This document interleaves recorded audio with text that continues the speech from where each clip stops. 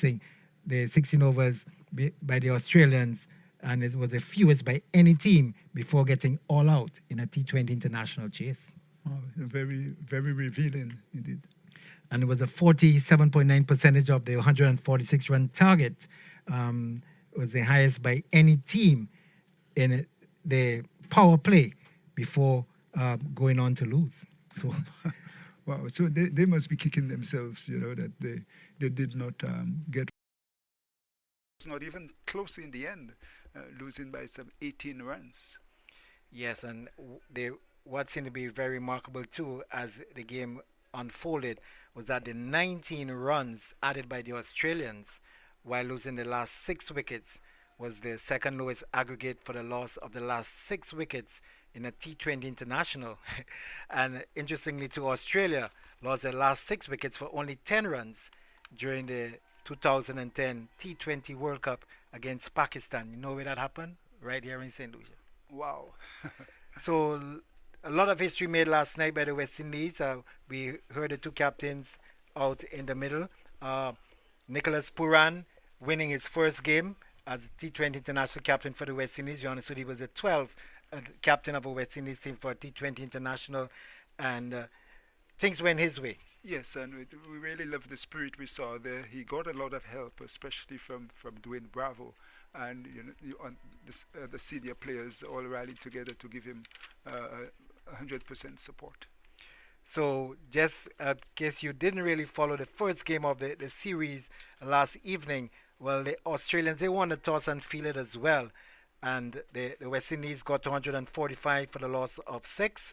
And we had Andrew Russell for the first time getting a half century in the T20 International.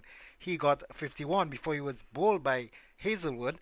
And also interesting was that Lendl Simmons and Shimon Hetmyer, Simmons 27, Hetmyer 20, and Nicholas Pooran 17 were the only other batsmen to get to double figures. So it was really the innings by Russell in the end that really propelled them to their target in the end. So we're going to have the start of play any moment from now. We'll get further comments from Julian Charles, and then for the first time to give you the idea what's really happening as far as the description of this second T20 international between the West Indies and Australia, it's Sunil Ramdin. Yes, it's we're going to see the Australians really up the game. At least they will up they trying, as we know they're a very hard trying team, and they would not want to go down 2-0. Australians, as we know, are very proud cricketers, and they pride themselves on hard work and dedication. And of course, the West Indies will not want to get complacent, because if Australia gets ahead in this series, it's going to be very difficult to pull them back. Welcome, Ramdin. Thank you very much, Julian. Let me say a special good evening to listeners all throughout the Caribbean, throughout the world.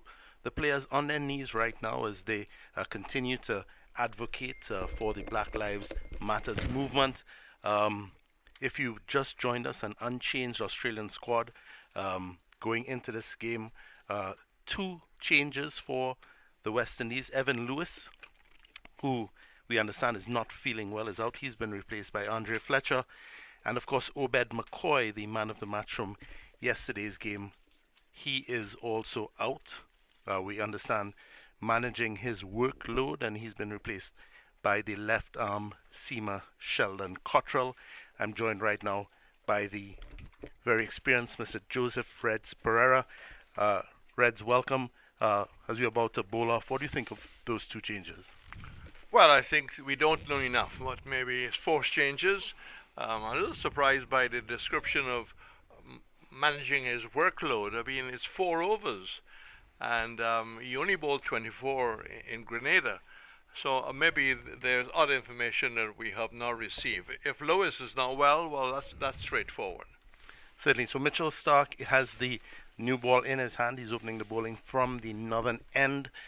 It's Lendl Simmons, the experienced Lendl Simmons taking strike. With him is Andre Fletcher, of course, in for Evan Lewis as Starc runs in from the northern end. The left-handed Starc delivers one outside the off stump. It's an edge, but Simmons pushing at it, relatively short hand, soft hands. It drops well short of the skipper in first slip. Stark will be looking for a better game than last night. I think he felt when he got back to the bubble that he let himself down and maybe let Australia down a bit, because a lot of runs came off his bowling. Certainly. So we have Stark continuing his spell as well. Hazelwood had a decent outing last evening, and the Seamers will expect to get something out of this wicket. Simmons pushing at that one, rather thick outside edge, makes its way down to third man. The West Indies are off and running. It's one without loss, and they've rotated strike. We've seen one adjustment already by Captain Finch last night. He didn't have a slip, and straight away for Stark, he started with at least a solitary slip. So he has a slip in place, third man. Of course, there's field at point, cover, mid-off, mid-on, mid-wicket, and sort of a short backward square leg. And a feeler on the deep backward square leg boundary. Stark runs in bowls. Fletcher pushes forward. A nice looking shot. Timed well. They'll run through for two as that ball is retrieved and thrown back into the keeper. Well, Fletcher likes to play shots. I think he got caught up in Grenada, got bogged down. I think he's aware that he got to turn the strike over as much as possible, and I think that's an indication that maybe he's thinking along those lines. Well, someone I think certainly needs to be able to rotate the strike reds. It's a challenge that the West Indies have had for some time. They might get carried away, as we said. Good wicket for batting is. This one's left outside the off stump. He's given out. Not playing a shot. Fletcher just hanging his bat in the air, pushes his left foot forward. That one seemed to have come in immediately. The Australians went up, and so did the right finger of the umpire. And Fletcher, he's immediately reviewed that decision. But the Aussies look pretty confident in their appeal. Yes, we're not right behind the bowler's arm, so we are at a sort of a wide long on position, but that seemed to have come back more than Fletcher expected. Played no shot, which is really a no-no in not playing a shot, and he decided that he would go for the review. We'll have to just wait in that decision, Sanil. So from the reviews we've seen already on the monitor, seems to be pretty close. We saw this happen lots of times in the Test series, and from the ball tracking, it appears to be missing, just going off stump. Andre Fletcher survives. It is 3 without loss, and that one was a bit too close for Comfort Reds. Yes, well, umpire Braffett is now correcting the initial call of out. I think it's maybe a little early lesson to Fletcher that he's got to be very careful about the ability of Stark to bring the ball back, and he needs by all means to look to play a shot. Stark, of course, leading the lead in terms of this Aussie bowling attack as he runs in once more. And it's a heave by Andre Fletcher, and he makes absolutely no contact. That one going through to the wicket-keeper, and the score adds nothing to the score. It's 3 without loss. 5 balls already gone in this over. Well, the big man from Western Australia really let that go with Wade stretching his 5'9" to the extension with the help of getting off the toes. For a long time, Western Australians didn't feel that they were getting their break in Australian cricket, left out, but I think a lot of Western Australians have come on leaps and bounds. So Starkin, he goes to this one in the air. Will it clear the boundary? It does so comfortably in front of the Johnson Charles stand. Andre Fletcher flexing his muscles, this time hitting it through that, over that mid-wicket region, and comfortably clearing the boundary. First 6 of the evening, first boundary of the evening, takes the score to 9 without loss. That's the latest score from the Darren Sammy Stadium. Well, that was one of his strong areas. You do not bowl to Fletcher outside the pad.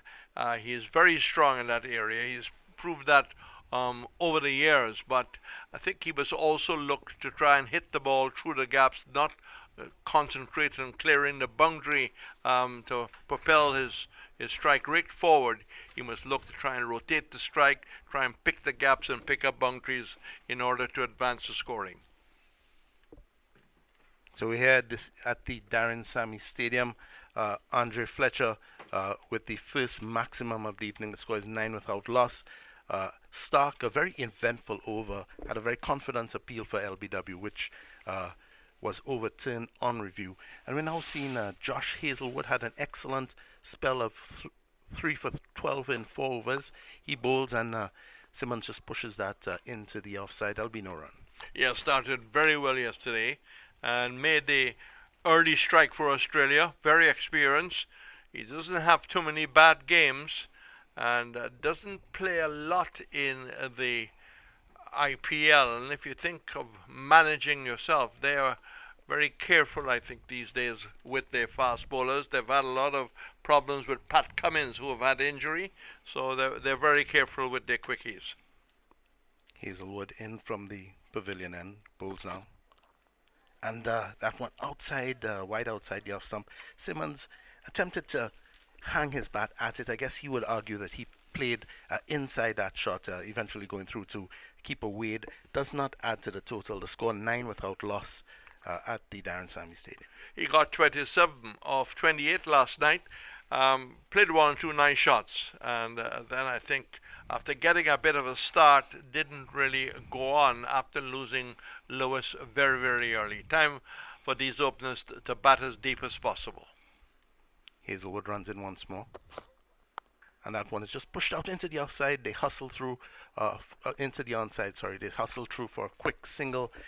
Good running, and that's something that I'm sure the West Indies coaching staff and certainly all West Indies fans will want to see, and will be happy to see that apart from hitting the boundaries, these two appear to be focused on at least rotating the strike. Yes, the ICC could be very happy with this series taking place. Zimbabwe versus Bangladesh, England versus Pakistan, and of course the West Indies women playing the Pakistan women. 3 deliveries gone. Hazelwood runs in. Bowls to Fletcher, who again just works that into the onside. There's easy singles there, and they've decided to take those singles, hustles through, takes the score on to 11 without loss, and just one more ball to go in this over, Reds. Well, you can say a better start than last night, Sanel. Certainly better than last night. Hazelwood, of course, he would have really enjoyed the conditions last evening here at the Darren Sammy Stadium. A little bit overcast. There is a bit of a wind blowing those clouds away as Hazelwood runs in to bowl to Simmons. Simmons tucked up a bit, again working that one into the onside, and they hustle through for a single. The fielder at a sort of, it's a bit of a short leg position. Runs in and he picks that one up. What do you call that? Well, he's going towards a short fine leg now. Yeah, well, he's now a short fine leg, exactly. As Hazelwood runs in once more to bowl. Fletcher on strike. And Fletcher just gets behind that one, plays it down the wicket. There'll be no run, and that takes the score to 12 without loss. We've come to the end of the second over, and that's the score at the Darren Sammy Stadium in St. Lucia.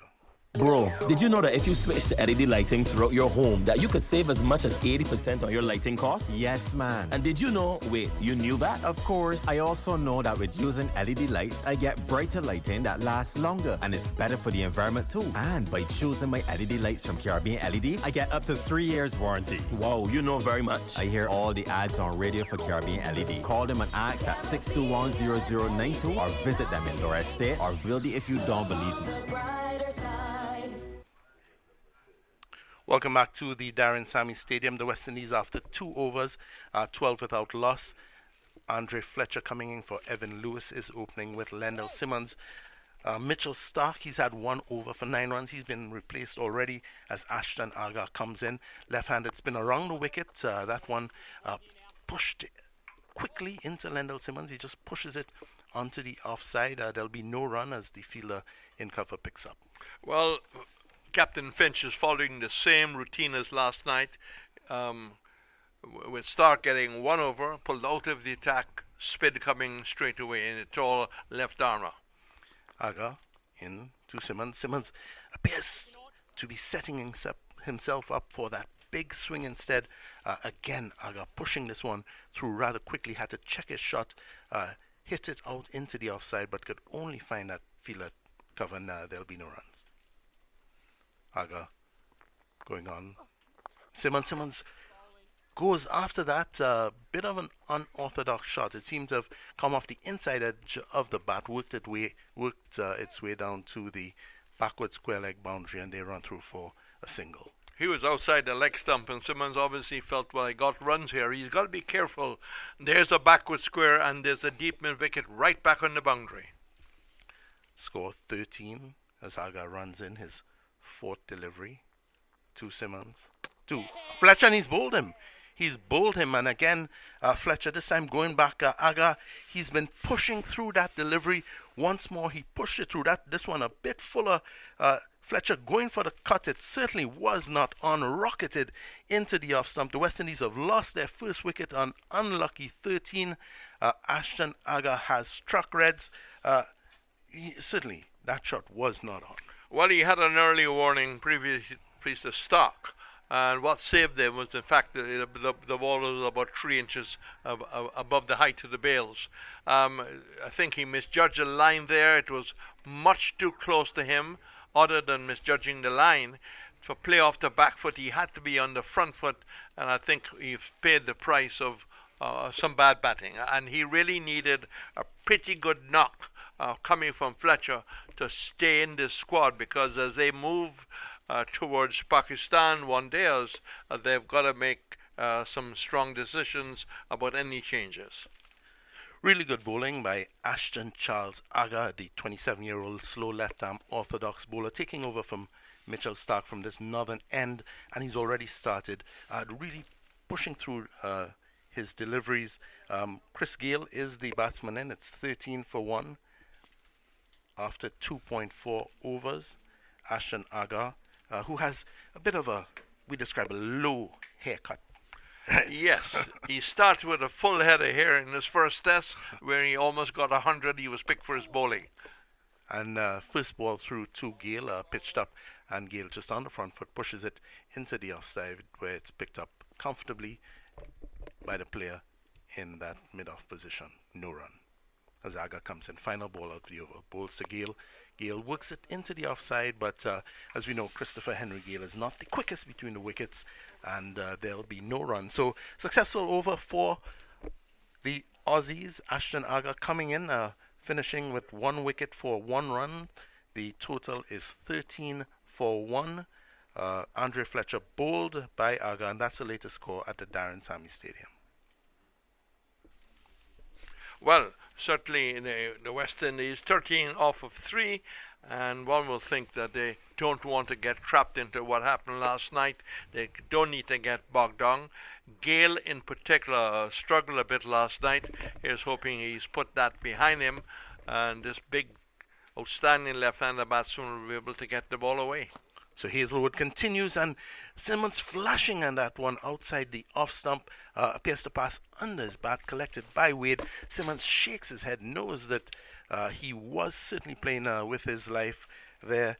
Reds and the Windies, as you said, will not want to get bogged down, but neither will they want to play really rash deliveries and give away the plot. Well, he looked a little disgusted with himself. He walked away about 10, 12 yards as if he was not having the best night, and straight away we see changes. The third man is coming into a gully or second slip, almost a fly slip, and the backward point has gone out on the boundary. Hazelwood bowls, and that one short. Simmons swinging at it, takes the edge of the bat, flies over the keeper, and runs into the boundary behind the keeper. 4 runs, not the most convincing of strokes. It does take the score onto 17 for 1. Well, runs are runs, I suppose. It's in the book. It's in the book of Leslin Edwards, and I think he's going through this very difficult patch where he's not concentrating, he's not playing the ball on his merit. He could have easily played that off the back foot. It was short enough. Hazelwood in one once more to Simmons. And Simmons pulls that. It makes it look easy, but that one will fly a long way. That one clears the boundary, goes for 6 over the fine leg boundary, and Simmons really picked up that one early, getting inside the line and helping it over the boundary for 6. It takes the score on to 23 for 1. Nothing uncertain about that shot. It was a bad delivery from Hazelwood. He was outside the leg stump and he pivoted nicely. The body weight was on one leg and picked up. And I wouldn't give that a 6. I'll give that a 9. It went a long way. And Simmons using his crease. He was well back when he picked up that shot as Hazelwood runs in once more to Simmons. Simmons cuts and cuts nicely, but as you said, Reds, change in the field. There is a fielder, there's cover on that backward point boundary. He'll just hustle through for a single, takes his score onto 14, takes the total onto 24 for 1. Hazelwood not as tight as he was yesterday, already conceding 13 runs in his 1.4 overs, and that's 1 run more than he would have conceded in his entire spell last evening. Yes, Simmons has been a little lucky in a sense, but that was the bad last delivery. Hazelwood into Gale now, and Gale just pushes at that one tentatively, comes off the outside edge of the bat, goes down to third man. They hustle through for a single, hustle through as much as Chris Gale hustles through. He's off the mark now, takes the score to 25 for 1. The run rate, which was hovering just over 4, now climbing a bit at 6.52, but they'll need to get it much higher than that. They want to maximize the power play. Gale misjudging the line there, took the outside edge. It might in fact see a slip coming in for Gale. Sort of a deep fourth slip, curious position as Hazelwood runs in to Simmons. Now Simmons again works that into the leg side. It goes lots of work for the fielder on that square leg boundary, backward square leg boundary. Gets it now, limits the batsman to just 2 runs, and at the end of the over, the West Indies are 27 for 1. Yes. C-A-O. What you doing? Practicing how to say hello in Italian so I can go impress the folks at Caribbean LED. You mean because they have the new Fumagale range of lighting fixtures, ideal for outdoor use, especially for homes like ours in the tropics, affected by constant sunlight and sea spray? Si, Fumagale. Alright you, head to the store at Wildy. I will go to the Laura Estate location on my way home. Oh, and it's not Ciao, it's pronounced Chow. Wait, it's Chow? Welcome back to the Darren Sammy Stadium. Aaron Finch, the Aussie skipper, winning the toss, electing to bowl first. The West Indies have moved on to 27 for 1. Andre Fletcher, who came in for Evan Lewis, is out. Mitchell Stark is back into the attack from the northern end, running into bowl over the wicket to Chris Gale, who just pushes it back down the wicket. Stark gets a hand to it, may have saved a run. The batsman thought about it, but opted not to go through for that run. And certainly Finch ringing in the changes, replacing Aga after just 1 over, successful over, in which he picked up 1 for 1. Yes, he is obviously trying to manage his bowlers. He pulled away the left arm spinner straight away. He didn't bring back Stark until late last night. He's brought him back quite early, maybe to build his confidence. Stark runs in now, second delivery. Gale just gets behind that one, soft hands, pushes it out into the offside. They hustle through for a single. A safe in the end, takes the score on to 28 for 1, and Gale his personal total on to 2. Well, already he started better than last night. He seemed to be a lot more active, a lot more busy. That was a good single. Pushed it quietly. The cover couldn't get there. He was off the mark very quickly, and Simmons responded. It's exactly what the West Indies will want to see, the rotation of the strike. The left-handed Stark bowling over the wicket to the left-hander. He remains over the wicket now to the right-handed Lendl Simmons. In from the northern end. And Simmons, that's a smashing shot.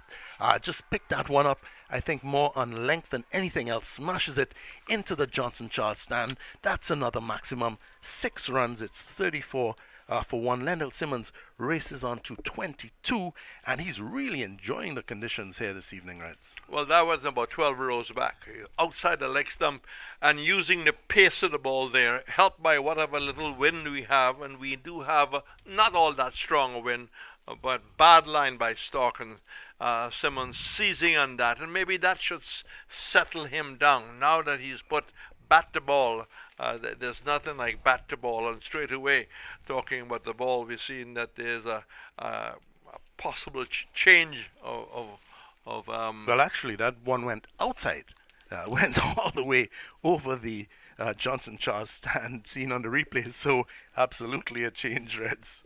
24 rows back. So good shot from Simmons. He will need to step up.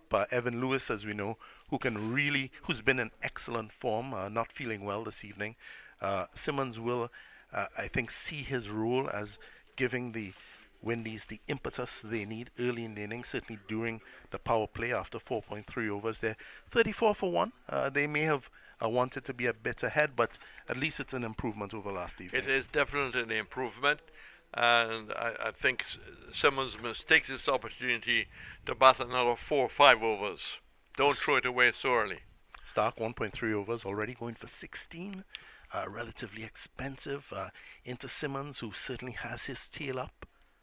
Running in now, the left-handed Stark delivers, and Simmons, that one wide of the off stump. Simmons trying to work it down to third man, makes no contact, goes through to keeper Wade. No addition to the total, 34 for 1. The run rate has moved up to 7.29, and Stark with 2 balls left. And the umpire has just been told that he overstepped, so no ball by Stark. And as we know, the no ball called by the third umpire now, and the line belongs to the umpire. That one marginally over, but it does give Lendl Simmons a chance to open his arms. Will he maximize as Stark runs in this free hit? He goes for it, smashes it, tries to smash it back down the ground, but I think that one had a bit of pace off. Timing was all off, and he didn't make the contact. Trickled into the offside for no run. A touch of Wimbledon, where the Australian Barty won the ladies singles title. I think there's a celebration in Australia. They would like to celebrate a victory tonight, but they've got to earn it. They've got to play a lot better cricket than they played last night toward the end of their innings. Barty, of course, played cricket for the Australian women's team. As Brisbane. Runs in Brisbane. And Simmons, again, that one is wide. Simmons swings at it, maybe expecting it to be called wide, but the umpire makes no such signal, and Stark would have gotten away with that one a bit. Yes, and I think Simmons has got to be careful about playing that wide away. I mean, he can easily get a touch to Wade. He can easily take the edge and go down to third man. He lost his shape a great deal. He lost his balance, and I just need to refocus when the ball is wide outside the off stump. Stark running in, and in the replay, that one seemed to be a bit wide of the line, but Stark runs in now to bowl to Simmons. Simmons getting behind that one, working it into the offside, some pretty decent timing. That one makes some good ground out into the offside, and they hustle through for 2 runs. Yes, nice looking shot, playing it off the back foot, splitting the cover fields man. The running last night wasn't very good. There were a number of second runs that were not taken. They were very positive there, communicating, let's look for 2. That's the basic. When I played schoolboy cricket, that was applied. Well, that brings us to the end of the over, and I'll make way for Ryan O'Brien.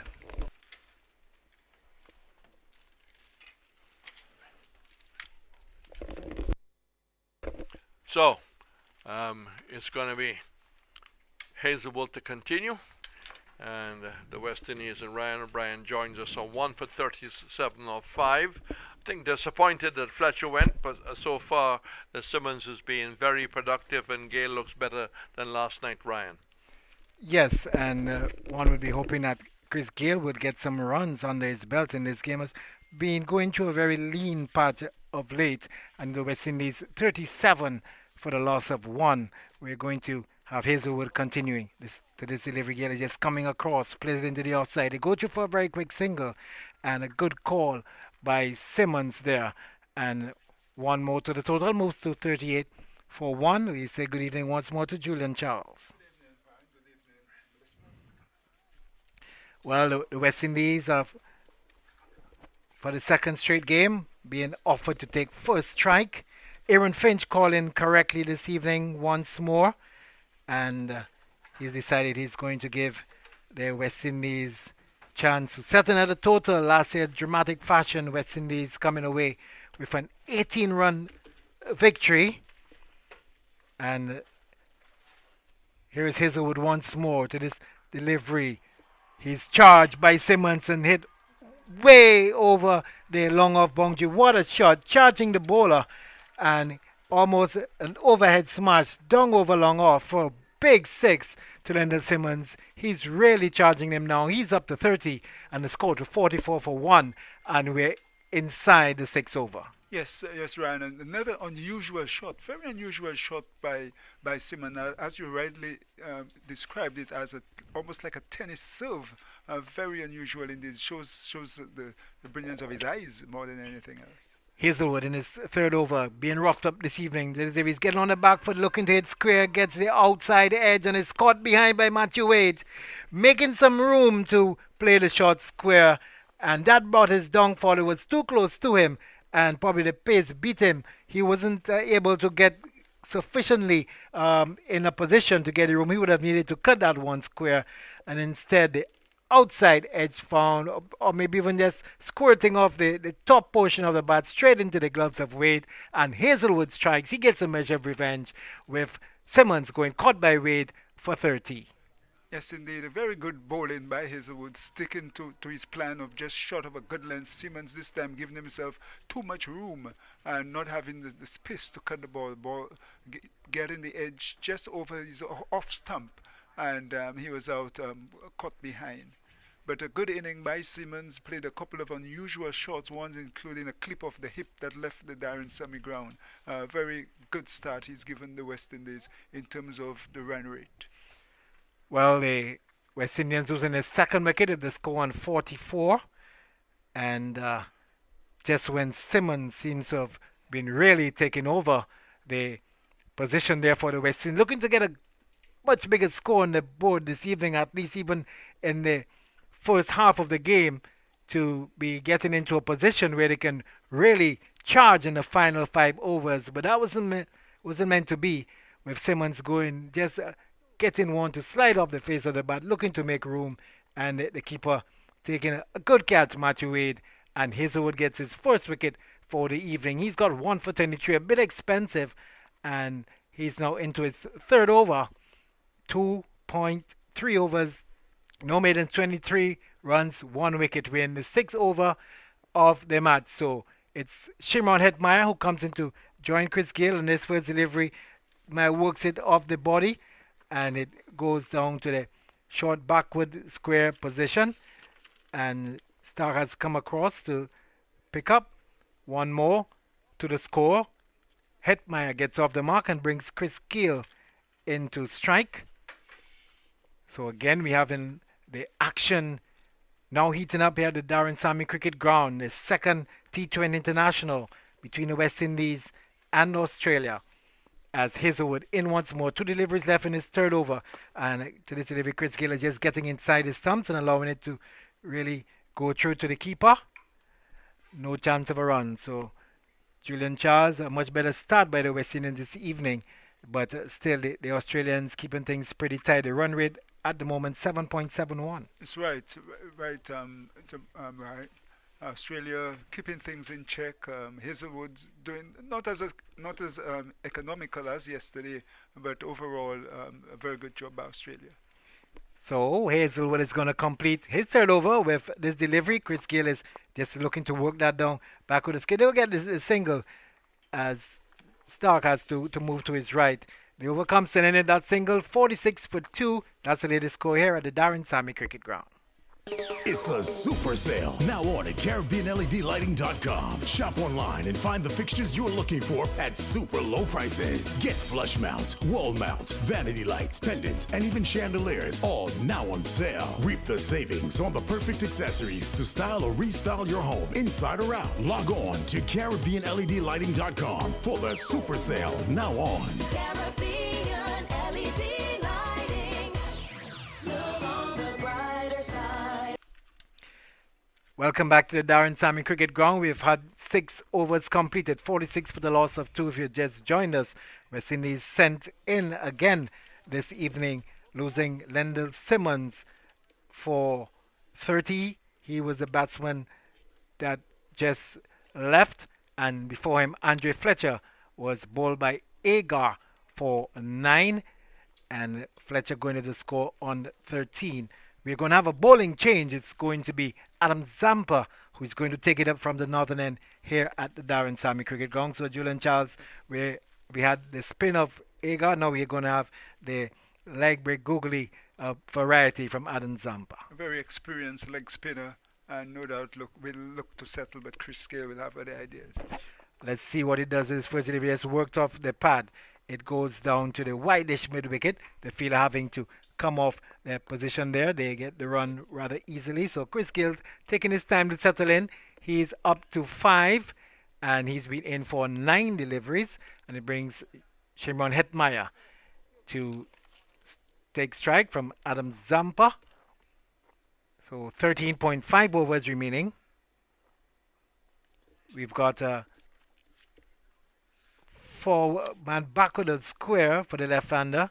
There's also the wideish mid-on, a orthodox mid-wicket on the boundary, also man square on the boundary. And to this delivery, Hetmyer is coming forward, getting it just to the fielder that's coming off the boundary at square leg. Again, an easy single, 48-4-2, the West Indies. So the Australians really making use of the fact that they can get more fielders out on the boundary. We've got the long off. There's also the long on. So they're really going to set things up for Chris Gayle. He's going to turn that one on the onside. And a wide call now by the umpire Greg Braffett. And Zampa there guilty, just being a bit too much down leg. And the extra brings the score up to now 49 for the loss of 2. Chris Gayle looks, settles as Zampa over the wicket. Is looking to pull that one, and it goes very fine indeed. Can go all the way to the boundary. Yes, it does so now. The signal coming from the umpire. So Chris Gayle not with any big wind up, just helping it on its way, just up on the leg stump, going further down the leg spinner, and getting sufficient bat onto that one, and picking up yet another boundary. So the 50 coming up for the West Indies, and the 50 of 41 deliveries, 33 minutes, and 2 boundaries and 4 sixes. This time Gayle drives, but can beat Zampa back up the track, and the score remains on 53 for the loss of 2. We're into over number 7. West Indies sent in again by the Australians. The Australians unchanged. Zampa from the northern end here at the Darren Sammy Cricket Ground. Gayle is coming forward, back up the track. The bowler in his follow-through fields. He's got a very defensive feel, and number of fielders lining the boundary, including a man sweeping at the deep extra cover boundary. And they're really going to keep it tight. Dan Christian just in front of our commentary position at the long off boundary. This one again, Gayle is just paddling down to the short backward square, but it goes too quickly to him. Can't get a single. The over is completed. We've got 7 completed now. 53 for 2. That's the latest score here at the Darren Sammy Cricket Ground. A slow start, one would have to say, by Chris Gayle, just as yesterday when he faced some 10 balls for 4 runs. Not what's required right now by West Indies, but he's trying to play himself in.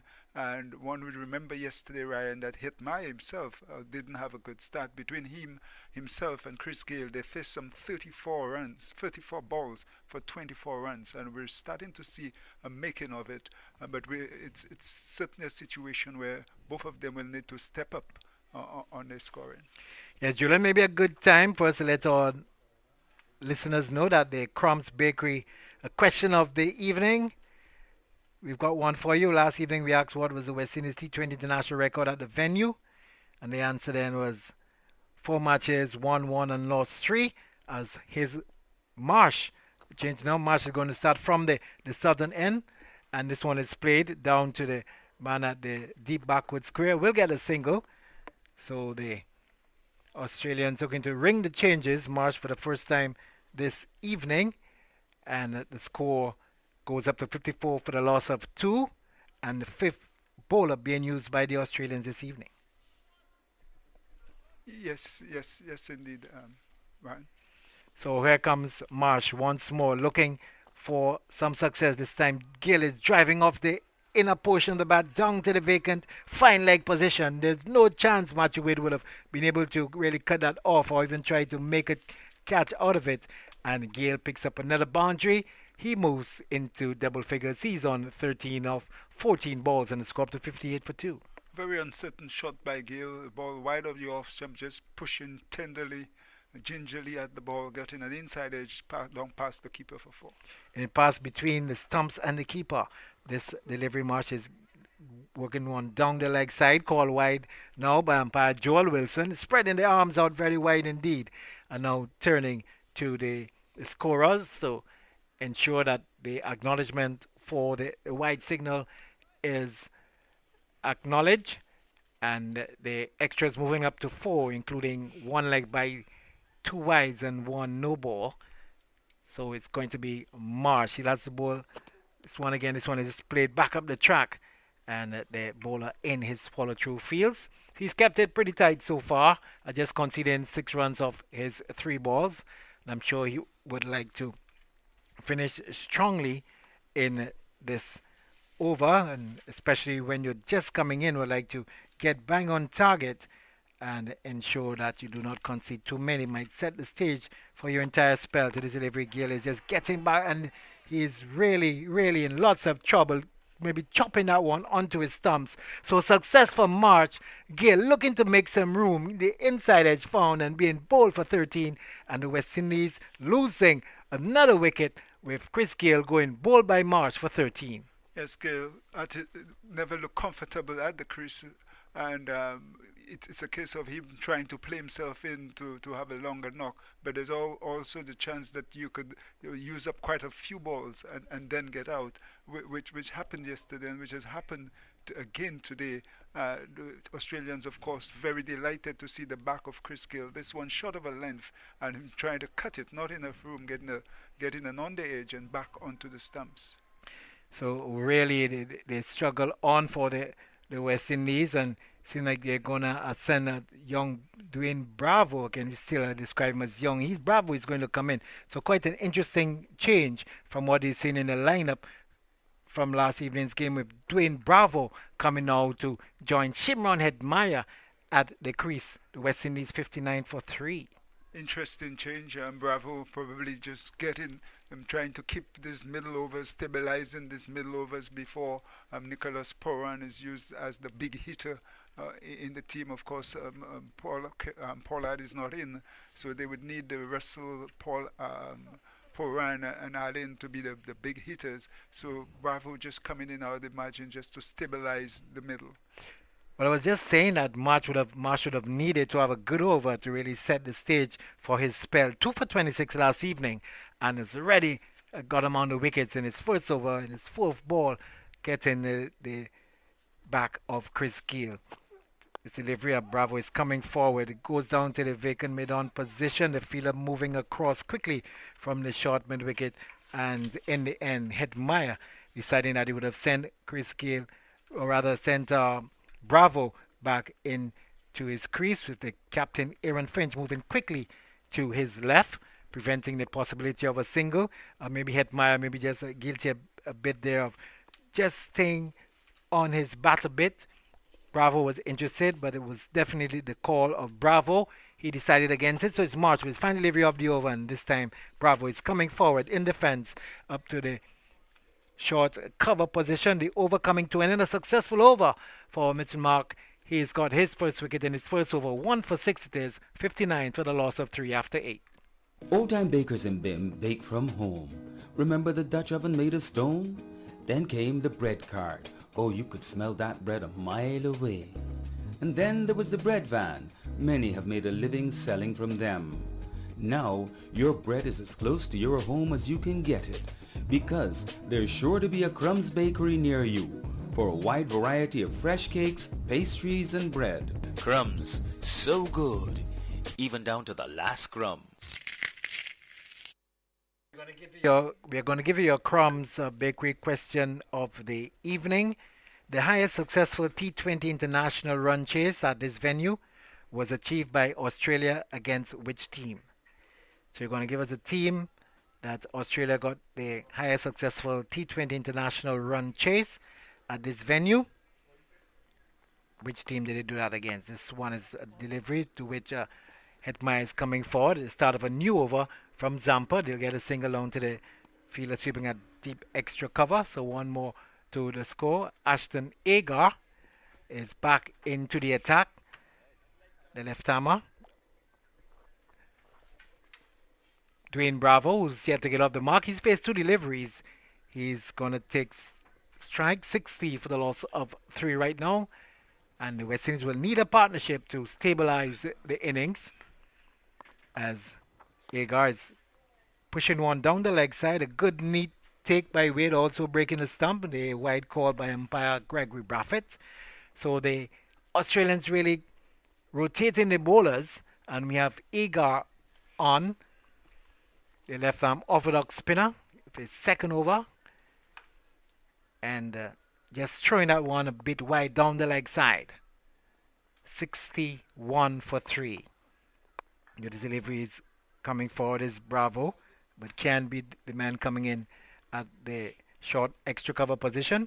Again, there is no run, so the dot balls are just making the way up as a very prominent statistic in this game this evening. This one is worked off the pad. We'll get a single on this occasion, down to the man coming off the deep mid-wicket position, and they go through for the single rather easily in the end. The fielder having to move in, Josh Phillip, and Bravo gets off the mark. Hetmaier, who is on 4, comes back into strike. Agar, 1 for 4, or at least 1 wicket for 4 runs. This one is played up into the short, deep mid-wicket position. The fielder having to come off the boundary, but just 1 in it, and they are contented to just go for the single. 63 for the loss of 3. Hetmaier up to 5. He's got 5 from 5 deliveries. So the West Indies looking to settle it as far as the middle stages of the game is concerned, and Bravo is coming forward, pushing into the offside. On this occasion, he can beat the man at the short extra cover position. The fielder having to come off the deep extra cover boundary, and sends the return back in, and ample time for the West Indians to get another single. So they're trying to rotate the strike, getting singles going in this over. Shimon Hetmaier, he's back on strike. He's on 5, and Dwayne Bravo is up to 2. As Agar again, this time is driving Hetmaier down to the man sweeping at the deep extra cover boundary, and that will bring the over to an end. It's 65 for 3. We've had 9 overs completed here at the Darren Sammy Cricket Ground. Yes, West Indies looking to consolidate their position, but Ryan, one would know that Bravo has not played quite a lot of cricket, and in terms of, well, certainly has not batted quite a lot. Has bowled quite a bit, but has not batted quite a lot in recent games. And one would hope that this will be good for him, but at the same time, one would want runs on the board for the West Indies, because it's reaching the situation now where they need to step up on the scoring rate. Yes, stabilizing it is enough, but it's a T20 game. Yes, definitely, Julian. But as we said last evening, both teams using the series as the build-up towards the World Cup, trying to get the best combinations, and maybe it's a good opportunity too for the West Indies to see how well and how much time Dwayne Bravo can get out in the middle. But I'm really sure they're looking for a decent score tonight as well. It's one is shot outside the off. Some Hetmaier is cutting down to the deep backwards square on the offside. The fielder coming across, a diving effort, cuts it off, but they're back for the third. So good work on the boundary there, but just couldn't prevent it, the batsman, for going through for 3.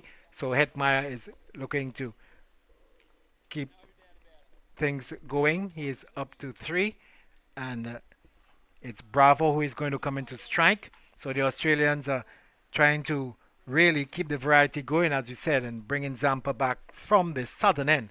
So it's spin from both ends at this present time. We're into over number 10. So the West Indies sent in again this evening.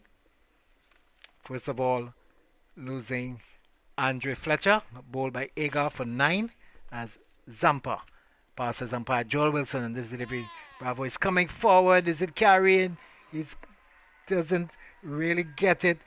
Just coming forward, maybe a bit too early, Julian Charles, and a valiant effort there by Zampa, but just couldn't get to it. Yes, Bravo just pushing at this one tenderly and gingerly, and Zampa initially thought the ball would come to him, was a bit on the back foot, and then had to dive forward and couldn't quite make it. Well, I'm sure he will be disappointed at that. It was so close and maybe didn't really get the fingers under it. This time Bravo is just squeezing out one square on the offside and can't get a single. Mitchell Stark is, they really got to get the single. Mitchell Stark is moving to his left. One more to the score, 69 for 3 it is. It brings Hetmeyer into strike. Hetmeyer on 9. So these two batsmen looking to build a partnership. So far just yielding 10 runs and is on the back foot. On this occasion, Hetmeyer running quickly for the first, taking up the second. They're coming back for it. In the end, they get it rather easily. And good running there by Hetmeyer and Bravo on this occasion, deciding rather quickly. And when we saw the pace at which they went for the first, it was pretty sure that they were thinking of a second run. Yes, indeed. Very good running. So Zampa, 71 for 3 it is. Hetmeyer just driving this one down to the wideish mid-wicket region. The fielder coming off the boundary. And the return comes back into the keeper, Matthew Wade. So quite a interesting over. The West Indians looking to rotate the strike as much as possible, keeping the scoreboard ticking on. They would need to be coming up close to the end of over number 10. And this innings being sent in again tonight. And this delivery coming from the bowler. But Bravo is going through for the single. Let's see what will be the signal. And there's actually no signal at this point. So run credited to the batsman. It's 73 for 3 after 10 overs. That's the latest score here at the Darren Sammy Cricket Ground. That's the sound of doors opening to another Crumbs Bakery to serve another important part of the Barbadian community, this time at Silver Sands in Christchurch, another location with the same Crumbs commitment to bring you a wide variety of fresh cakes, pastries and bread, because they should be as close to you as we can get. Crumbs, now at Silver Sands in Christchurch. Crumbs, so good, even down to the last crumb. Ashton Aga, welcome back to the Darren Sammy Cricket Stadium. Ashton Aga into Dwayne Bravo, who works at away onto the onside, runs through for a single, takes the score to 74 for 3. As I welcome back Mr. Joseph Redsborough. Well, just Reds will do. Singles are not going to hurt Australia. Aga, this one a bit short and it just works its way onto the onside. Dwayne Bravo hustling down, trying to get a single. Shimron Hetmeyer did not respond whatsoever. Bravo had to hustle back to the bowler's end and just made it in time. Single wasn't on. Bravo should have read that. It was behind the back of Hetmeyer, and he was really committed far way down. Ega continues, bowls Hetmeyer, works it into the onside, hustles through for the first run. They're thinking of a second, decide against it as the return is rifled in. Excellent return alongside the stumps collected by Wade, takes the score on to 75 for 3, and Hetmeyer moving on to 13. They'll have to judge those second runs very quickly. These Australians are sharp in the field, they're quick, they got a good arm. Ega into Bravo. Bravo tries to make his way down the wicket. Ega dropping that one in short. He works it into the onside, and this time they do hustle through for 2 runs. Good running. Played that one with soft hands in the end. Able to pick up 2, take the score to 77 for 3. Bravo moves on to 7.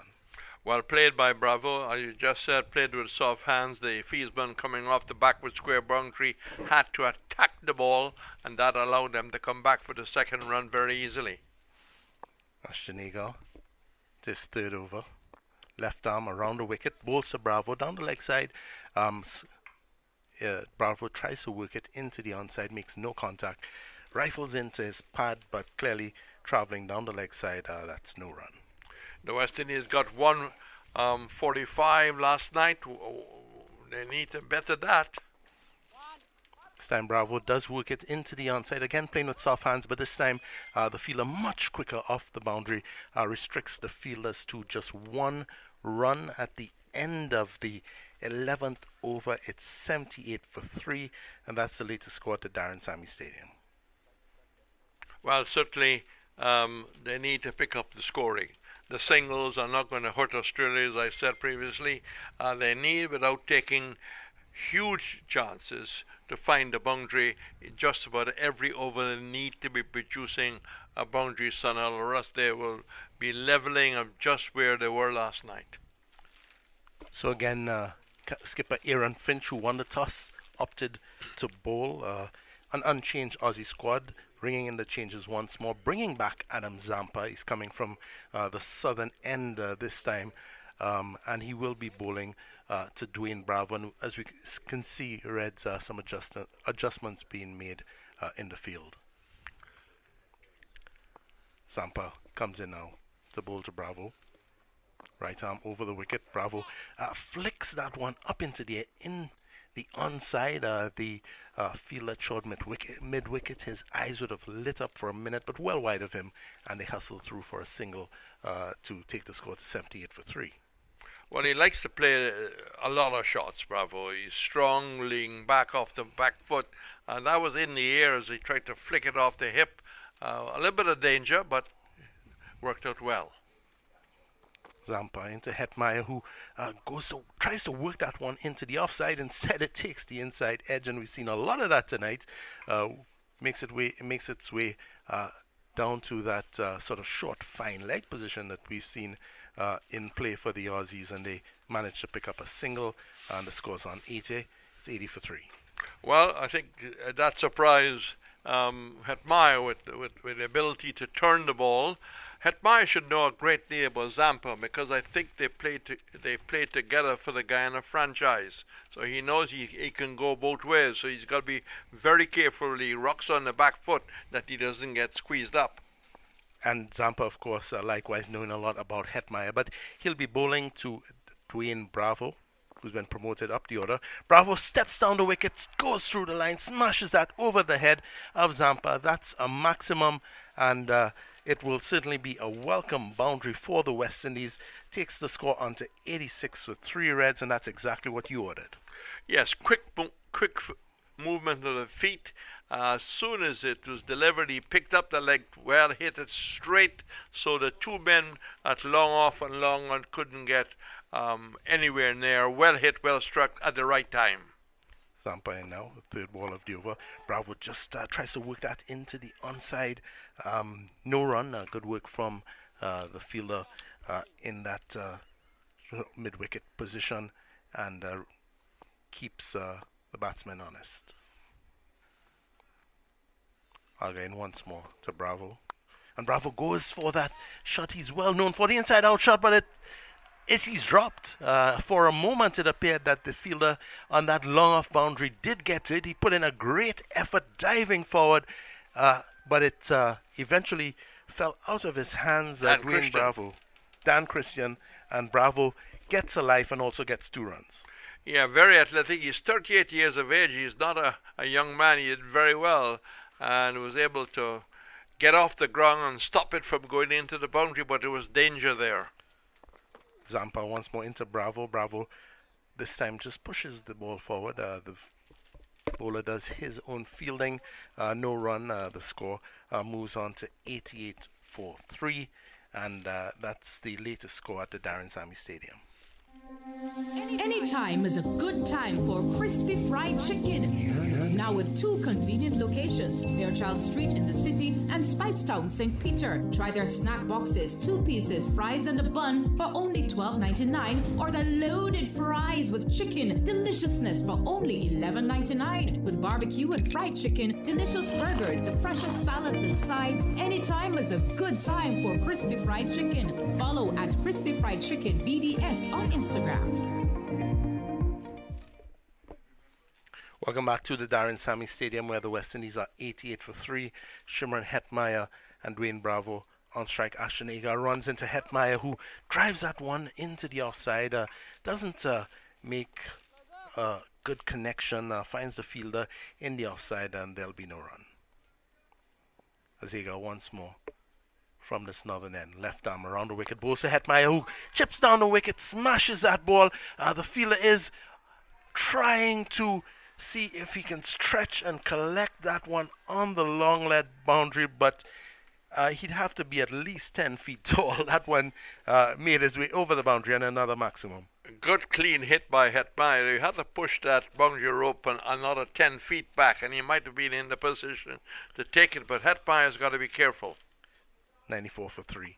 He got into Hetmeyer, and this time smart cricket, just working that into the onside and picking up a single, takes the score on to 95 for 3. Hetmeyer moves up to 21. Dwayne Bravo's on 17. And so far, Bravo, who's not done much batting, Reds, he's come in and he seems to be looking like he's made his mind up. Yes, well, Bravo's got 17 from 70, Hetmeyer 21 from 15, and the decision to bring Bravo in front of Puran is not to have two left-handers. This time, Agar, who's been really pushing through that delivery, another quick delivery, but down the leg side, it's wide. Good work by wicketkeeper Wade to collect down the leg side. 105 kilometers per hour, that last delivery. Agar runs in, his fourth ball, and that's smashed by Bravo over the mid-wicket region, well into the Johnson Charles stand. That's another 6, brings up the Windies 100. It's 102 for 3. Dwayne Bravo, he's on to 23 in a flash. Well, now, in the bracket of a genuine all-rounder, not someone who is going to come and bowl the death and bat at number 8. That was an awful delivery by Agar, short and pulled high into the Johnson Charles stand. And basically, I think at this point we can say that the Australian spinners have not had two good nights at the Darren Sammy. No, they haven't. The batsmen give them credit. They've picked up the bad deliveries and they've put them away. The umpires congregate once more as they go searching for a replacement ball, and the Johnson Charles stand has seen a lot of action tonight. A few people in Reds as well who've taken advantage of the opportunity for fully vaxxed people to come in and lend some support to the West Indies. The suites are also open, so that's good as well. It's given some atmosphere to the stadium. As you know, this has really been a really good wicket for batting over the years. Yes, you had a wonder upstairs a short while ago. I mean, how many boxes are open, and they've filled 15, 20 people? Boxes operating at half capacity. A number of boxes, hospitality suites are open, as they did in Grenada under COVID protocols. Of course, the protocol from the West Indies will just be to continue scoring runs. They've now had the ball back. It's in Agar's hand as he runs in to bowl once more to Bravo. And Bravo drives and drives well, but it will not get to the boundary. Some good work from the fielder on that cover boundary. And in fact, he just restricts the batsman to one run. It's 103 for 3. It's a Bravo special, laying back and really caressing that ball square. He loves that shot. He loves that shot. Sometimes they hit over the cover. But the West Indies have picked up the scoring. It's 103. At this rate, they should get about 160.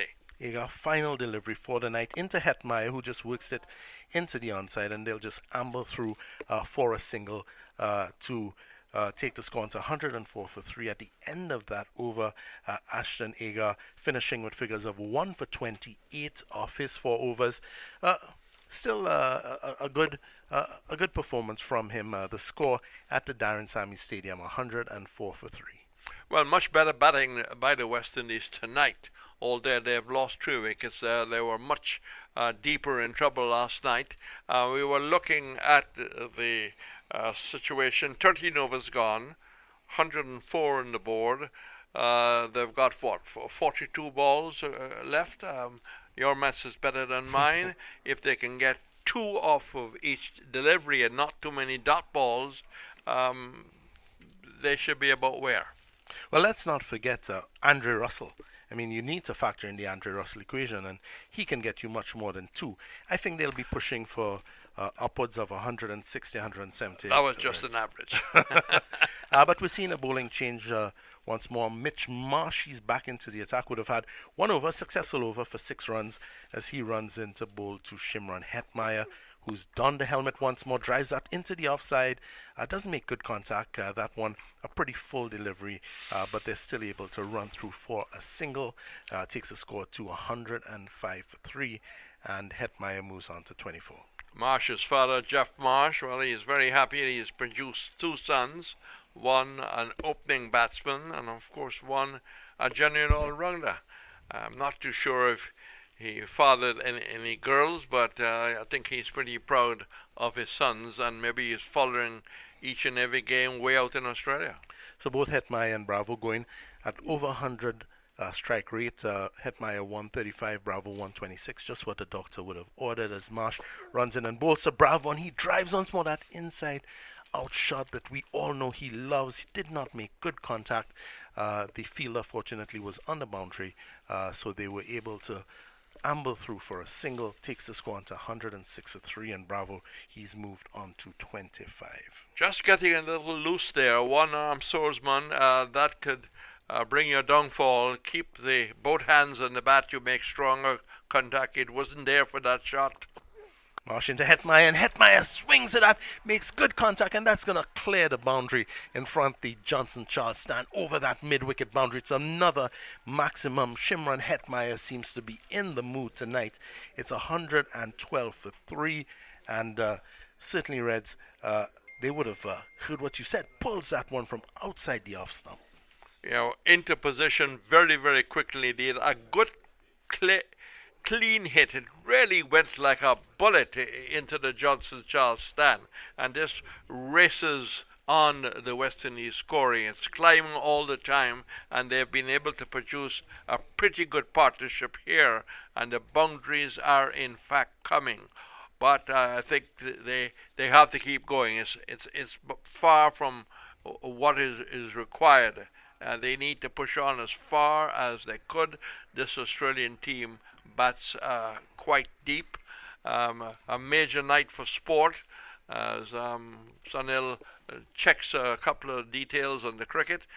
There's football, Argentina and Brazil, Mexico, Trinidad tonight, and of course tomorrow. I got a penny on the Italians against England. I tell you, Reds, I'll probably add my penny to your penny. But I'll tell you, Argentina have taken the lead against Brazil. It's Angel Di Maria. They're leading 1-0 in the Copa final as Marsh runs in once more to Shimron Hetmeyer at the Darren Sammy Stadium. Hetmeyer drives through the offside, drives well, but he won't beat the field again. Good work, good running as well by both batsmen. They hustle through for 2 runs, and Reds, they're mindful, takes the score to 114 for 3. Hetmeyer moves on to 31. As you said, they're mindful of the work isn't done yet. Yeah, short outside the off stump, nice looking shot, and taking no chances at all. Almost beat the square cover, picked up 2. Marsh with his 5th ball of the over. Into Hetmeyer, and Hetmeyer gets a full delivery, pulls that one into the onside, but there's a lot of cover on the boundary in the onside. The fielder running in from that mid-wicket boundary just restricts them to 1.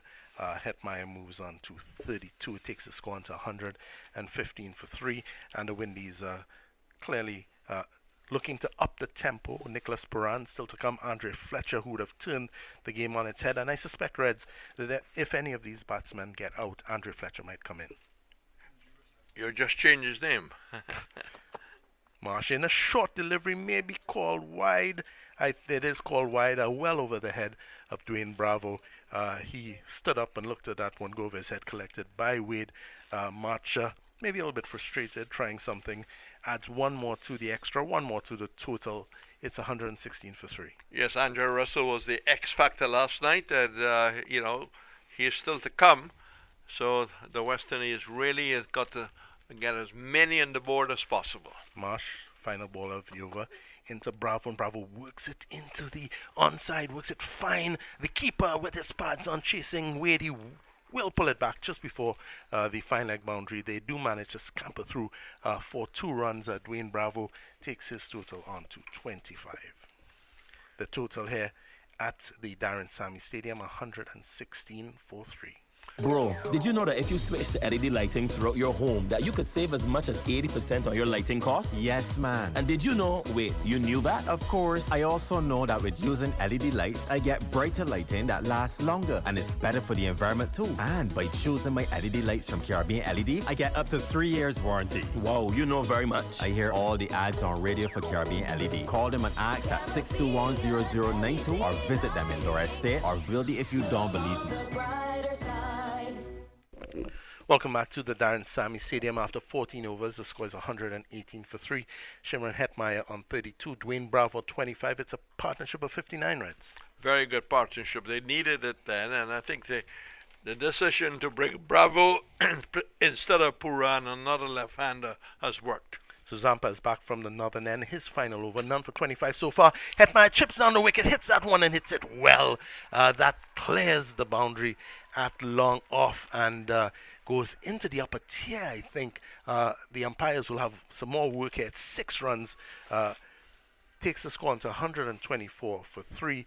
And Hetmeyer in the mood, 89 meter 6. Quick-footed, got to the pitch in a flash and hit it cleanly. There, Mr. Hetmeyer, do not hit it square into the Johnson Charleston. My wife Sandra is sitting there. So Adam Zampa, no success tonight, no wickets, gone for 31 runs so far. Into his final over, and Hetmeyer certainly seems to want to make it an expensive final over. Takes the partnership up to 65. The run rate is now 8.75, and they'll probably want to bump that up a little bit as well. Yes, a much better performance by Hetmeyer. Soaked up a lot of balls, 20 of 25. He's been very positive. He's been very disciplined. I think a lot of people in the Caribbean are hoping the likes of Hetmeyer and Puran, the future of the middle order, will soon start to produce the kind of knocks we've seen here tonight. So they've retrieved the ball. Zampa in once more to Hetmeyer. He chips on the wicket as well. Gets this one on the full but isn't able to put it away. Does manage to work it down to the long off fielder and picks up a single. Takes his personal score onto 39 and the total onto 125 for 3 after 14.2 overs. Well, we're in the middle of the 15th rotation. The strike is good. And the West Indies, I think, on course to get a much more competitive total. The run rate 8.72. Zampa in once more to Bravo this time, and Bravo hoiks that one from outside the off stump, goes down to the mid-wicket boundary. Good work by the fielder running around, and he is able to just restrict them to 1 run as the score moves on to 126 for 3. Saw some late footage of Larry Constantine. That just reminds me of the way Constantine played in that short video. Sweeping hard to square leg. Zampa into Hetmeyer. This time Hetmeyer down on his knee, trying to work that one down to the fine leg area. Just appears to have gotten a bit of an inside edge onto the pad. Doesn't go anywhere. No run. And Zampa, it's a precious dot ball for Zampa into his penultimate delivery. No wickets so far, 33 runs. Bowls to Hetmeyer. Short one, Hetmeyer pulls it, but it's short of the fielder on the boundary, and he manages to take 1 run, 127 for 3. Hetmeyer has a real physical wind-up when he plays those shots, and really puts a body and soul into it. I think he's really pleased a lot of people tonight as he moves to 40 of 24. Dwayne Bravo on strike now. He's 26 off 22. Zampa, the final ball of his spell into Bravo. And Bravo winds up and smashes that one. Will it be taken? Will it clear the boundary? It actually falls between both fielders on that onside boundary. It is eventually picked up by the fielder running around, and they just get 1 run. But certainly the intent was there from Bravo. Takes the score to 129 for 3. Ryan O'Brien will join you, but that's the latest score from the Darren Sammy Stadium. Well, 15 overs gone when Ryan comes, 3 for 129, 30 legal balls to come. Hetmeyer 40, Bravo on 28 of 23, Hetmeyer 40 of 24. One of the better stands by the West Indies in recent weeks. I think we had maybe one or two better in Grenada, but the West Indies being watched by a sizable crowd. I think a bigger crowd than we saw last night. We can't see the people above us, but Ryan, I think the situation is much improved when last you left. Certainly, Reds, and the partnership now 70, so I'm sure that will be pleasing all the patrons who've come out to the Darren Sammy Cricket Ground this evening. Looking at the second and the five of the T20 International between the West Indies and Australia, and they started this new over from the southern end, Dan Christian.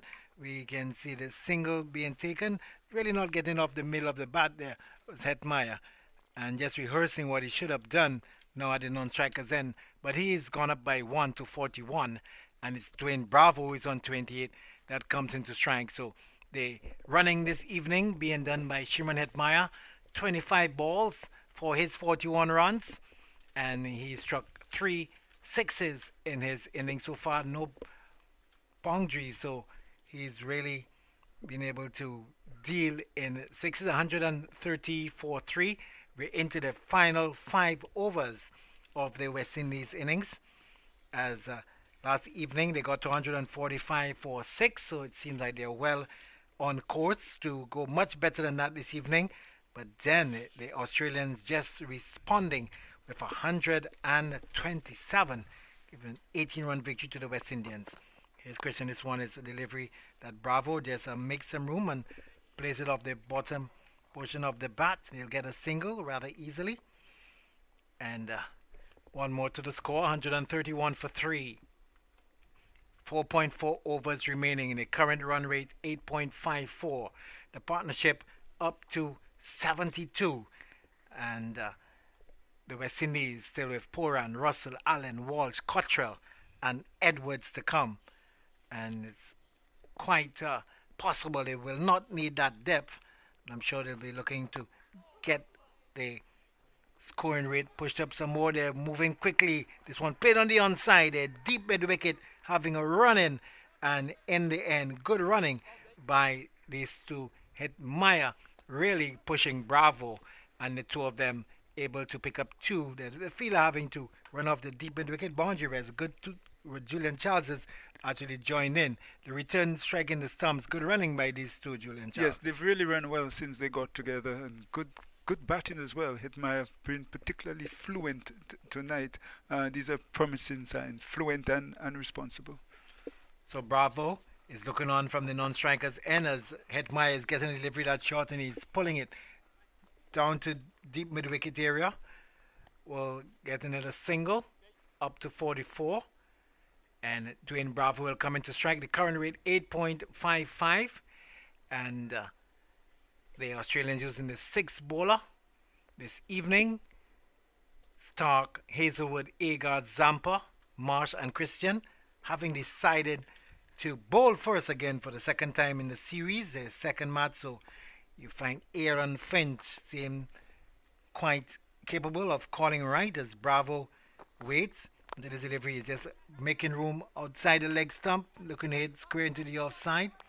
Get a single. The fielder having to come in from the short extra cover position. One more to the score. Bravo goes into the 30s. He's on 30, and Shimron Hetmeyer, who's on 44, comes into strike. One delivery left in the 16th over. 135 for 3 at Julian Charles. What sort of score do you think the West Indians would be looking at for a position of comfort at the halfway mark? I think about 180 with this start. Well, they really got to push it up. That means they'll need to get a 45. This delivery, this one, Hetmeyer looking to force it into the offside. And it's true to the keeper Wade, no contact made. So we've had 16 done, 135 for 3. That's the latest score here at the Darren Sammy Cricket Ground.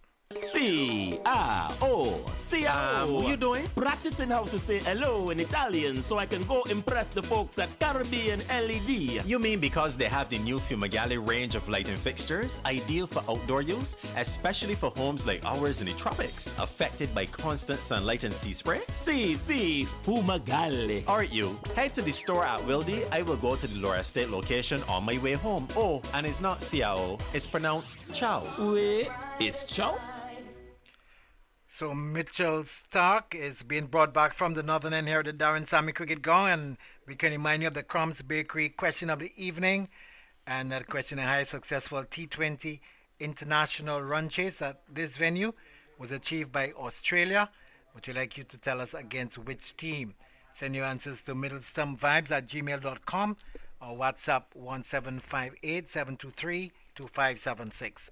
So it's going to be Marsh with just 4 overs remaining in the West Indies innings, and he's going to be bowling to Dwayne Bravo, who's on 30, and he's coming round the wicket to the right-hander, and Bravo looking to hit that one inside out and doesn't make contact. So really the effort there now is to make sure that he gets as many runs as possible, and to that a bit ambitious, and start back with a new spell, Julian Charles. Yes, but Bravo will really want to get on with it now. Otherwise, we're better off getting the likes of Russell and Poran in the big 6 hitters.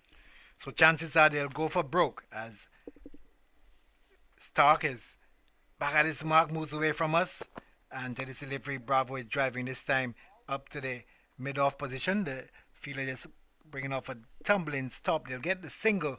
So at this point in time, the West Indies, I'm sure, will be needing more boundaries, and maybe could sacrifice the single. So maybe we can see Bravo and Hetmyer both going helter-skelter.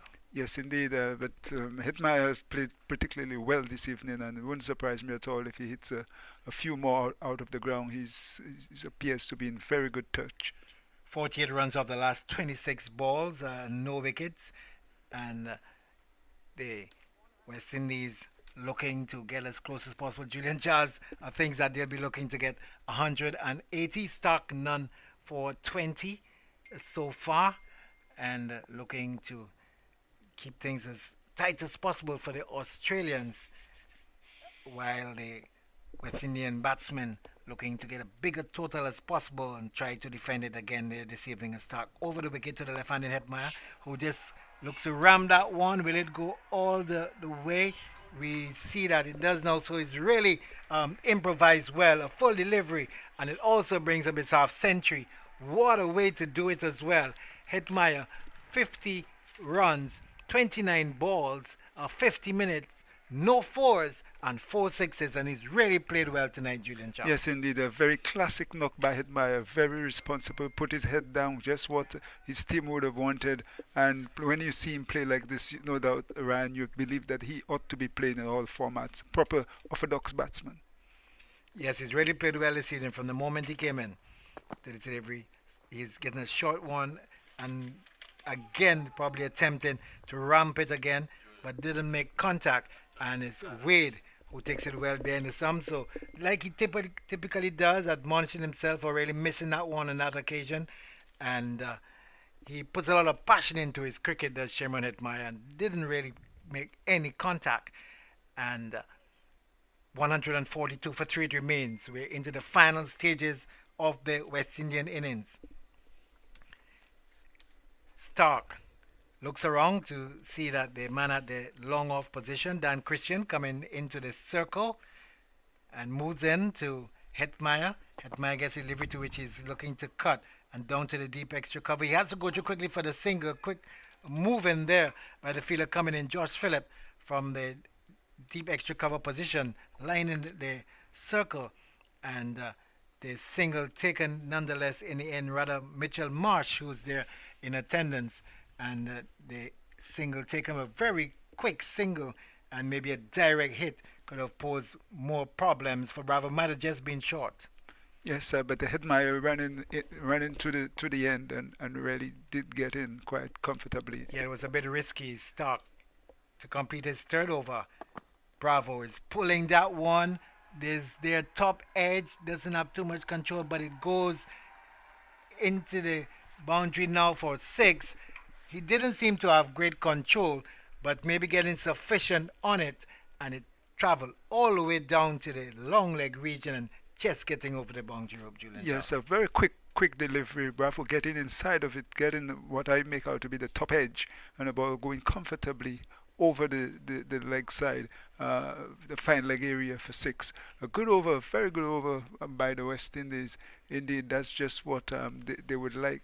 That's what was ordered. And Red Sparrow was just saying in the background that a couple of shots that Hitmaier played, particularly the one where he tried to sweep and ended up on his backside, he said that reminded him of Ron Kanai, one of the all-time greats of West Indies cricket, and also Guyanese.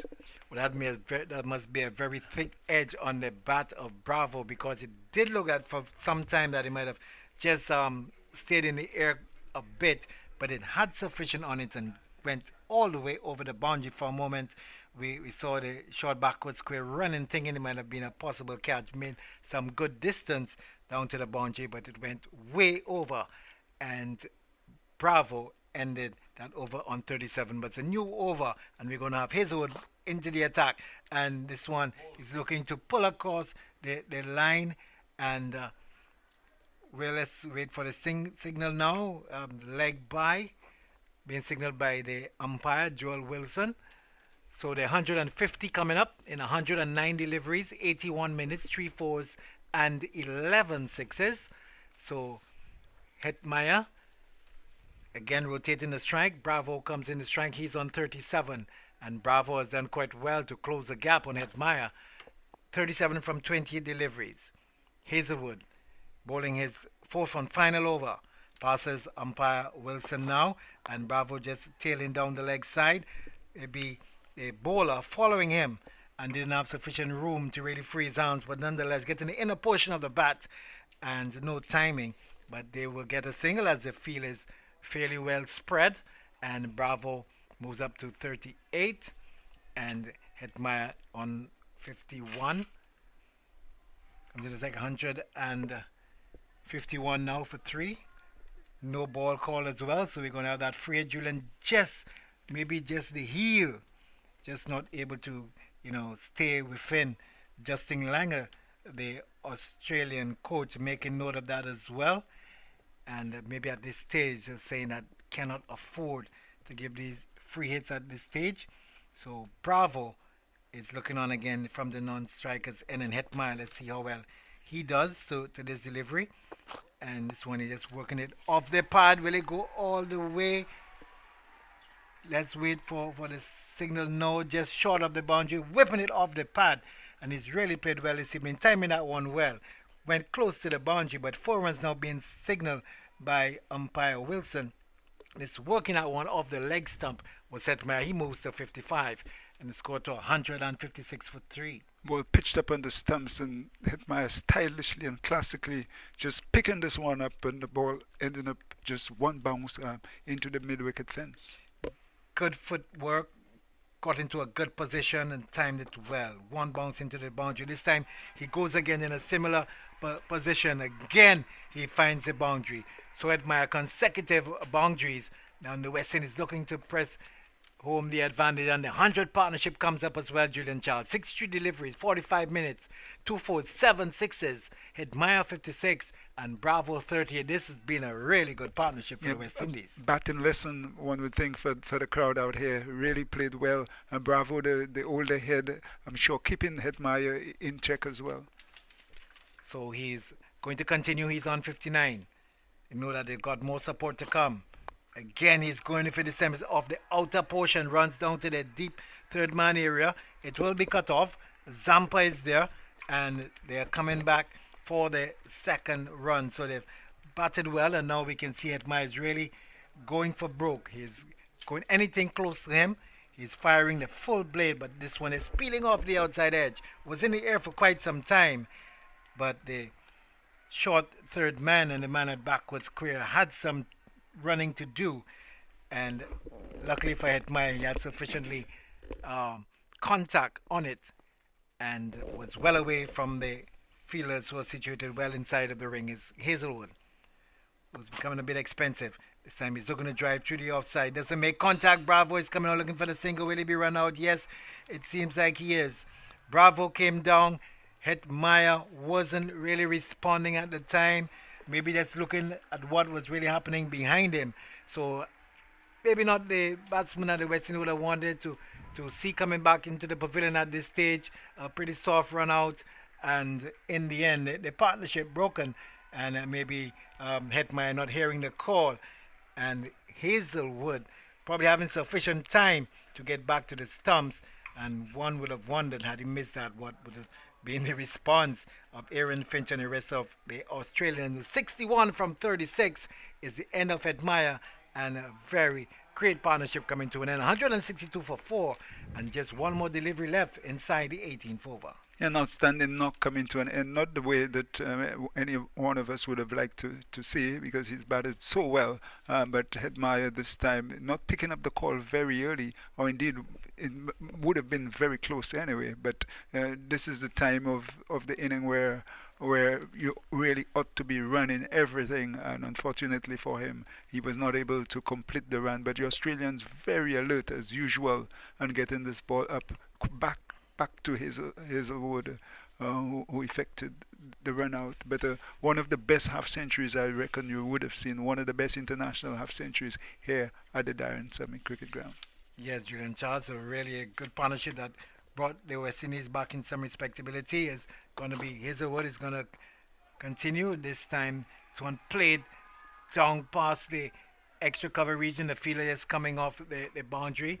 So 2 more to the score, 2 more to Bravo. He moves on now in this innings. He's up to 40.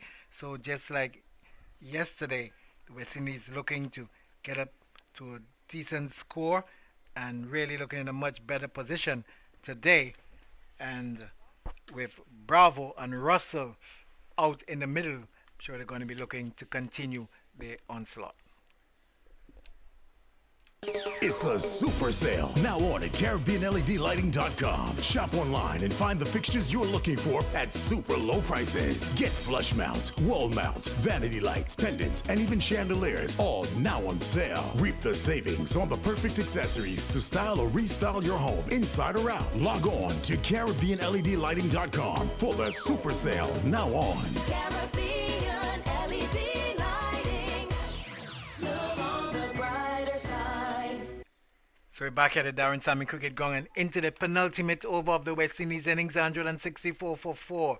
It's Andre Russell who blasted 51 last evening. He's going to take strike, and he's got Dwayne Bravo at the other end. He's on 40, and Mitchell Stark will be bowling what will be his final over in this match. None for 33 so far his returns, and Hazelwood has just completed his, but he picked up 2 for 39 off his 4 overs. It's Stark, the left-hander, moving away from us, coming round the wicket to the right-hander, and Russell is just looking to play that one to the offside off the bottom of the bat, and the bowler Stark very aggressively indeed, running up the track, preventing any possibility of a run. So the score remaining on 164 for 4. Just 11 deliveries left in the innings. And the important partnership for the 4th wicket just being broken, and that was with the dismissal of Shimron Hetmyer, who was run out for 61, as Stark, this one is a delivery that just played away on the onside, maybe just digging it out at the last moment, and gets a boundary nonetheless. Is coming forward. There was Russell, looked to have come on heavy on the bottom of the bat, and sufficient on it to get it down to the long leg region between his pads. What a unique and unorthodox shot there from Russell, but in the end, getting the result that he would have desired. Yes, just to show the kind of shots players are developing these days. Russell winding up for the big one, but then realizing the ball had not come on, just clipped it on off the back foot. Delivery is struck wide again. He's getting a lot of muscle onto that one, pulling it way over the mid-wicket boundary. 6 runs being signaled now. Probably that no need for that signal as Russell again getting under that delivery and hoisting it way over the deep mid-wicket boundary for 6. Russell continuing from last night. It was almost as if it's a continuation of him from 51, and just picking up this one on the leg stump and hitting the ball wide of mid-wicket comfortably, clearing the boundary, much to the delight of the very ecstatic small crowd here.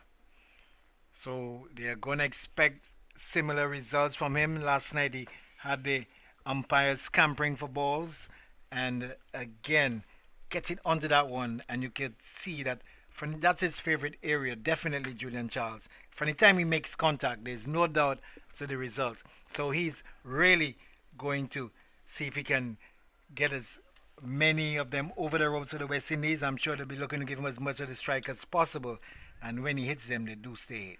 Absolutely tremendous power. One would have to think that he's one of the hardest hitters of a cricket ball in world cricket. Yeah, he's highly regarded in this format of the game and widely sought after by franchises all over the world. So he's already showing, despite the fact that he was a bit off his zone in the previous series against the South Africans. His delivery is just getting under that one and swatting it down to the deep square leg area. We'll get a single as the fielder coming around and was able to, get it before crossing the boundary. So one more to Russell. He's up to 11, and he's gone to 11 off 4 deliveries. Mitchell Stark proven again expensive this evening. None for 44 so far. Just 2 deliveries left in his spell in this match. And the West Indies up to 175 for 4. Bravo on strike, and his delivery is just looking to make some way, and this time guiding it past the slip, or the non-existent slip, past the keeper down to the gap between third man and the keeper, and getting a boundary. So he's not looked that attractive this evening or elegant, but he's been able to really get runs on the board. This one is a bit of a full delivery, made some room for himself, just squeezing it from the bottom of the bat, but did find the boundary, Julian Charles. Yes, indeed, brilliant shot. I imagine I saw him laughing at the whole episode. 179 for 4. His delivery. Stark is seeing Bravo again, making room for himself down the leg side, just creating the space and plays it up to the deep extra cover region. Gets another, so the 180 comes up, Julian. That was one of your predictions, 180 for 4, and there's still 6 deliveries left in the West Indies innings. Right, so West Indies will be looking for at least another 15 runs or so, but with Russell out there, who knows, could very well touch the 200 mark. And a very good effort by the West Indies with, of course, this brilliant inning by young Hetmeyer and Bravo being the glue, I believe, that kept it all together. Well, we've got the 4th bowler completing the quarter. Stark, 4 overs, no maidens, 49 runs, no wicket. Hazelwood also completing his 4 overs, no maidens, 39 runs, 1 wicket. Agar, 4 overs, no maidens, 28 runs, 1 wicket. Zampa, 4 overs, no maidens, 36 runs, no wicket.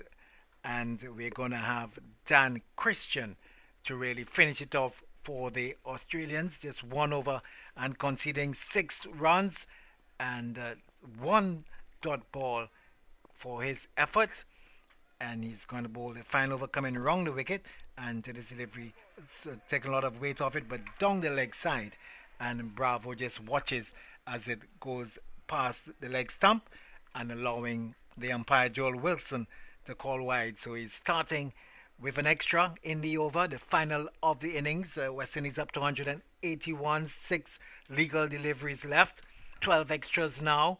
4 leg by 6 wides, 2 no balls. The bowler Christian, the 6th bowler used by Australia this evening.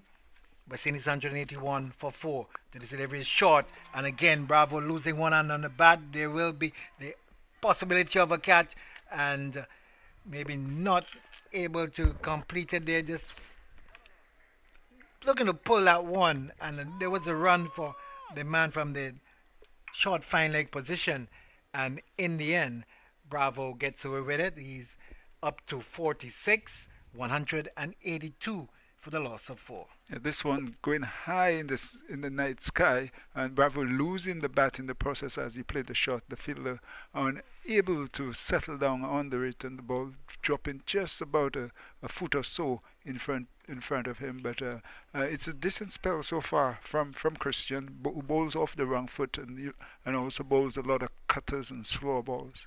Well, Zampa really put in a valiant effort, but it just bounced in front of him despite the dive. It's going to be Russell. This series is tugging it down to the mid-wicket region, and really lots of power in it, Julian Charles. It looked like it really timed it that well. There was a mid-wicket and a man running from the widest long on position, and neither could have gotten to it, and it really raced away to the boundary. So another boundary to the West Indies, and Russell moves up to 15 of 5 deliveries. Yeah, he really did drill this one through mid-wicket. Although there is a mid-wicket, the two of them, they didn't have a chance. And when you think that he did not time this one, one would have imagined what would have happened had he timed it. So it's going to be Christian once more, and he's tugging that one again. This time it's just off the bottom portion of the bat, but still the man at long will have to come across quickly. They're coming for the second. They return this into Wade now. They complete it well, 188 for 4. 3 deliveries left in the innings. So the Australian field, there's a short fine leg. There's also the man at the deep third man position, or just on the edge of the circle, not that deep. And Stark is there. There's also the backward point also on the circle. This one is short, and Russell cuts down to the deep extra cover area. The fielder coming off the boundary. They take one. Bravo was interested in coming for a second. Russell sent him back. So just 189 now for 4. 2 deliveries left. Bravo on 46. Will he be able to get the half century? Would be a very good innings by him in this effort. 33 balls for his 46. Looks around the field. Pretty defensive. Stamy again loses his bat. What is wrong with his grip? This one is played down to the backwards square position. They'll get a single again. Bravo loses his bat, and one more to the total. Yeah, loses his bat, and also an opportunity to get to 50. He's batted very well and he deserved the 50, but he's going to be stuck. I make it on 47. 190 for 4. Well, there's just one legal delivery left. Andre Russell comes into strike, and how will we see this final delivery of the West Indies innings producing for the West Indies? 145 for 6 last evening, a much better position for them at this time. This one is picked up well by Russell, goes all the way over long on for 6. A lot of bottom man into that one, a perfect way to end the innings. 196 for 4, the West Indies after their 20 overs, and Russell ending things also with a huge 6 over long on. Again, Julian Child, we could say it wasn't the cleanest of hits, but certainly the power and the muscle of Andre Russell ensuring that that one was way, way, way over the boundary. Yes, indeed. This one was hit a little straighter, not the customary wide mid-wicket area, but an awesome display of power by Russell. Because of this brief cameo, West Indies have now got to 196, which is quite a big score at this ground, Bossejou cricket ground. But we have seen scores like this chased down at this ground, so the West Indies shouldn't take it for granted. Yes, 89 meters, that big strike from Andre Russell. He ends on 24 not out, and Dwayne Bravo, 47, a good knock from him, and this partnership yielding 34 runs, Julian Charles, and the West Indies ending with a run rate of 9.80. Yes, indeed.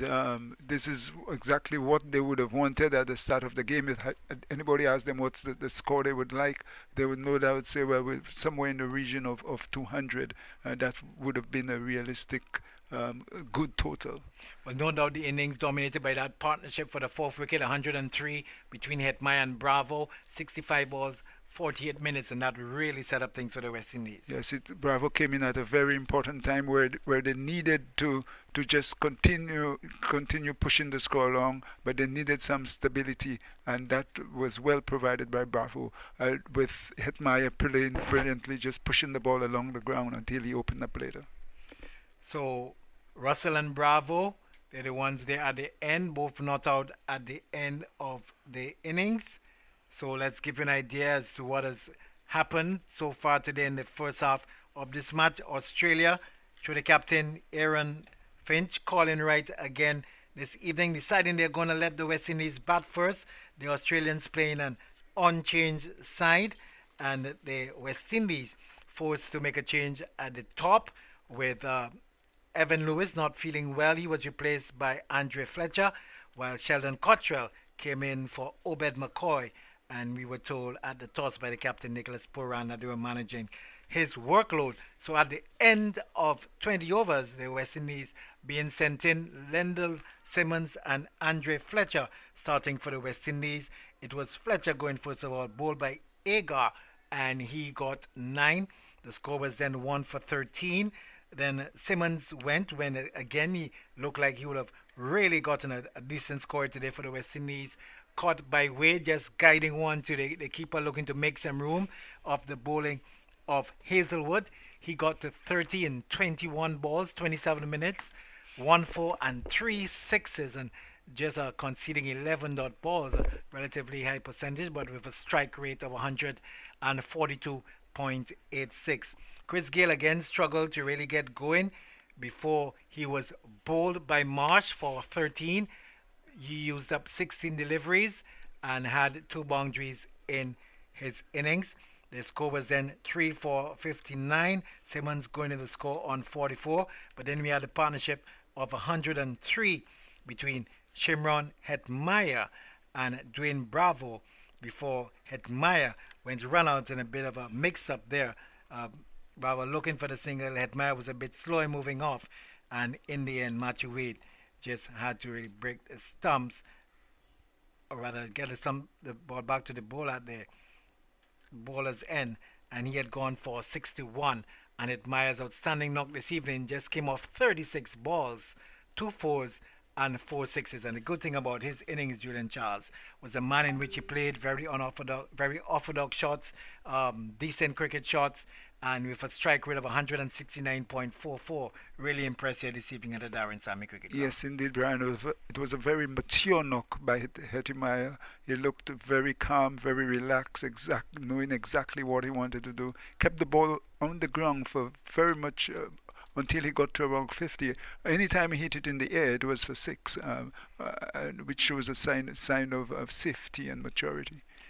Well supported by Dwayne Bravo, who was 47 not out, 34 balls, 59 minutes, and when he started getting his eye in, started to look better and better, and he had 1 4 and 3 sixes, just maybe losing his top hand on the bat on certain occasions, but that's the way he plays, looking to go inside out on a couple of occasions, and those shots most times bring good results for Dwayne Bravo. He was 47 undefeated at the end, and then the power hitting of Russell putting the icing on the cake for the West Indies with 24 runs of 8 balls in just 12 minutes, and that included 2 4s and 2 huge 6s, one of them being the final delivery of the innings. Yeah, Russell putting the icing on the cake. It would be a bit of a shame if you have a player of the class of Russell and he didn't get a knock in a T20 game. So him getting in at this time with just 2 overs to go at least gave him an opportunity to really maximize what the West Indies can do, and he did this to great effect. But Bravo, as we said earlier, was the one who kept it all together as well with Hetmyer, and the West Indies coach would be very pleased knowing that he's got Bravo in his back pocket, that he can use him higher up in the order and lower down in the order. Well, bowling for the Australian, Stark proved a bit expensive again tonight. He went for 40 last evening in his 4 overs. This evening conceding 49 runs. Not picking up a wicket. Didn't pick up any yesterday either. So we had Hazelwood, who opened the bowling with him, of 4 overs, no maidens, 39 runs, 1 wicket. Agar, the left-arm orthodox spinner, 4 overs, no maidens, 28 runs, 1 wicket. Adam Zampa, the leg break googly bowler, 4 overs, no maidens, 36 runs, a bit expensive as well, no wickets. And Marsh, he had 2 overs, no maidens, 18 runs. He picked up the wicket of Gale, and Christian 2 overs for 22 runs. So a bit expensive in the end there was Christian, but the West Indies, I am sure, would be feeling much better with the sort of score. Last evening they defended 145, so they've now got a chance to really be inspired by what happened last evening. I know it's a different night. They will have to probably remember all that they did, and will really have to ensure that they bowl well if they are to go 2 up in the series. We'll have more from Julian Charles, and to bring you the start of the reply by the Australians, it's going to be Sunil Ramdeen. Yeah, the Australians, Ryan, were a bit ruffled tonight. They did not keep to the game plan. Hazelwood, in particular, departed from his plan of the first game when he was just patient, bowling the ball short of a good length. But he once he was hit, started digging the ball in and was dispatched to the boundary, finishing with from 40 runs. 40 runs scored off him, and of course Mitchell Starc was also expensive. The best bowler, I believe, was Ashton Agar, who bowled his 4 overs for some 28 runs.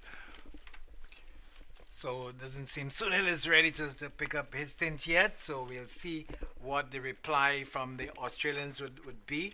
So set of dubious records they had conceded last evening, so they will be looking to ensure that they capitalize on whatever start that they would have had. Last evening they were able to really get a good start and seem to have been coasting before they lost their last 6 wickets for 19 runs. So here's Sunil, and Joseph Reds Pereira is also coming in to the analyst chair. So we're going to have the reply by the Australians. The West Indian players, they're out on the field. And good to see both of you back. Joseph Reds Pereira, I'm sure you'll have your own ideas how this game might go on and the possibility of the Australian approach. Well, 196 looks a lot better than 145. So the West Indies has really put themselves in a very good position to win this game. The Australians will virtually have to score at a rate of 9, which is not beyond them. They're a good batting side. They've come a long way. As the West Indies go a long way to Australia, they have 17 hours, a direct flight by Qantas to the Hunor International, 10,000 miles. But I think they've put all of that behind them. They've had a good build-up to this series. Had a number of practice matches within themselves under the lights during the day. Not many sessions of rain to affect them. And I think, Sunil, as you come back into the commentary position, this is going to be testing of the Australian batting and testing of the West Indies bowling consistency. It certainly will be, Reds. Good evening once more to all our listeners. And you mentioned that the Aussies have put in a lot of practice. They have, interestingly, in one of their inter-team practice matches, they did get 195 for 6 to win that game. So, they would have put a lot of time in at this ground. So it's not beyond them, but certainly an excellent effort on behalf of the West Indies as we get set to begin the Aussie innings. Sheldon Cottrell with the ball in his hand. Cottrell in for Obed McCoy, who's been rested, the number 19 on his back. Left-handed Sheldon Cottrell over the wicket as he runs into bowl now to Matthew Wade, who tries to work it into the offside. Instead, the ball just trickles behind him, and there's no run. Yeah, you remember Cottrell, you remember the World Cup where he had a very good World Cup, but I think his form has leveled since then. I think he had a disappointing IPL. A lot was written about him. So here's an opportunity to maybe come up with a good performance. It's 4 overs. It's not a testing time, but he has to bowl the right line. Cottrell into Wade, and Wade pulls and pulls straight to the field. And that's, he's out. Andrea Russell in the mid-on, taking the catch. Good diving catch. That one was well hit. And Australia losing their first wicket without a run on the board, and Cottrell has struck. Well, St. Lucia has a national lottery, and I think that Russell on Monday morning should go and buy a couple of tickets. He can do nothing wrong. That was a blinder of a catch. And for anyone who doubts his fitness right now has got to be top of the line. That was a great low catch down by the ankle, and a brilliant start by the West Indies. You couldn't want a better start. Matthew Wade is a pugnacious left-hander, can hit the ball hard, runs very hard, and the West Indies off to a great start. And the Russell is going to be remembered by St. Lucians for a very long time. Well, you call him Superman. Certainly looked like Superman diving to pick up that catch. As you said, Reds very well hit. So Matthew Wade leaves without scoring. Just 2 balls into their innings. The Aussies have lost the wicket. It brings Mitchell Marsh to the wicket. 22 matches, 376 runs. He has an average of 24, a strike rate of 121, just 150. Yes, and good player. He's followed his dad. But if Cottrell wanted a good start, he's gotten it. It was pitched up and maybe in the slot, Wade thought, and maybe Wade didn't cater for Russell to pick it off inches off the ground. Cottrell into the right-handed Marsh, who drives and drives well. He dissects the field, and that one will bring the first boundary for Australia. They're off the mark. A good-looking shot by Mitchell Marsh. It's 4 for 1. Graceful shot. Touch it at Greg Chappell. Elegant, lovely shot. I mean, here's a man who has just picked up a scalp. He's running in, and there is Marsh, cool as ice, just in the nice windy evening, hitting that beautifully through extra cover. Cottrell, he'll want to celebrate again. In this one, short down the leg side. Nicholas Puran goes diving and rolling away to his left to collect that delivery. The umpire calls wide now. The extras are up and going. It's 5-4-1. When last I checked, Argentina was still leading 1-0. Yes, Angel Di Maria and Lionel Messi. Spare thought for Messi. He'll certainly want to finally pick up that big trophy. Cottrell runs in, left arm over the wicket, jumps, and that one is fired in to the feet of Marsh. He's just managed to dig that out, works its way into the offside for no run. Yes, Messi has not delivered for Argentina.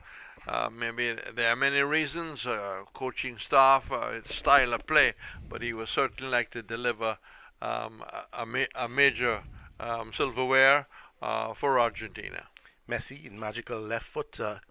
They're hoping that Cottrell has a magical left arm as he runs in. Final ball of the spell. That one is pitched up, but over pitched, and March has an easy task just to work it into the onside, down to that long on area. Beats Dwayne Bravo, picks up another boundary as the score moves on to 9-4-1.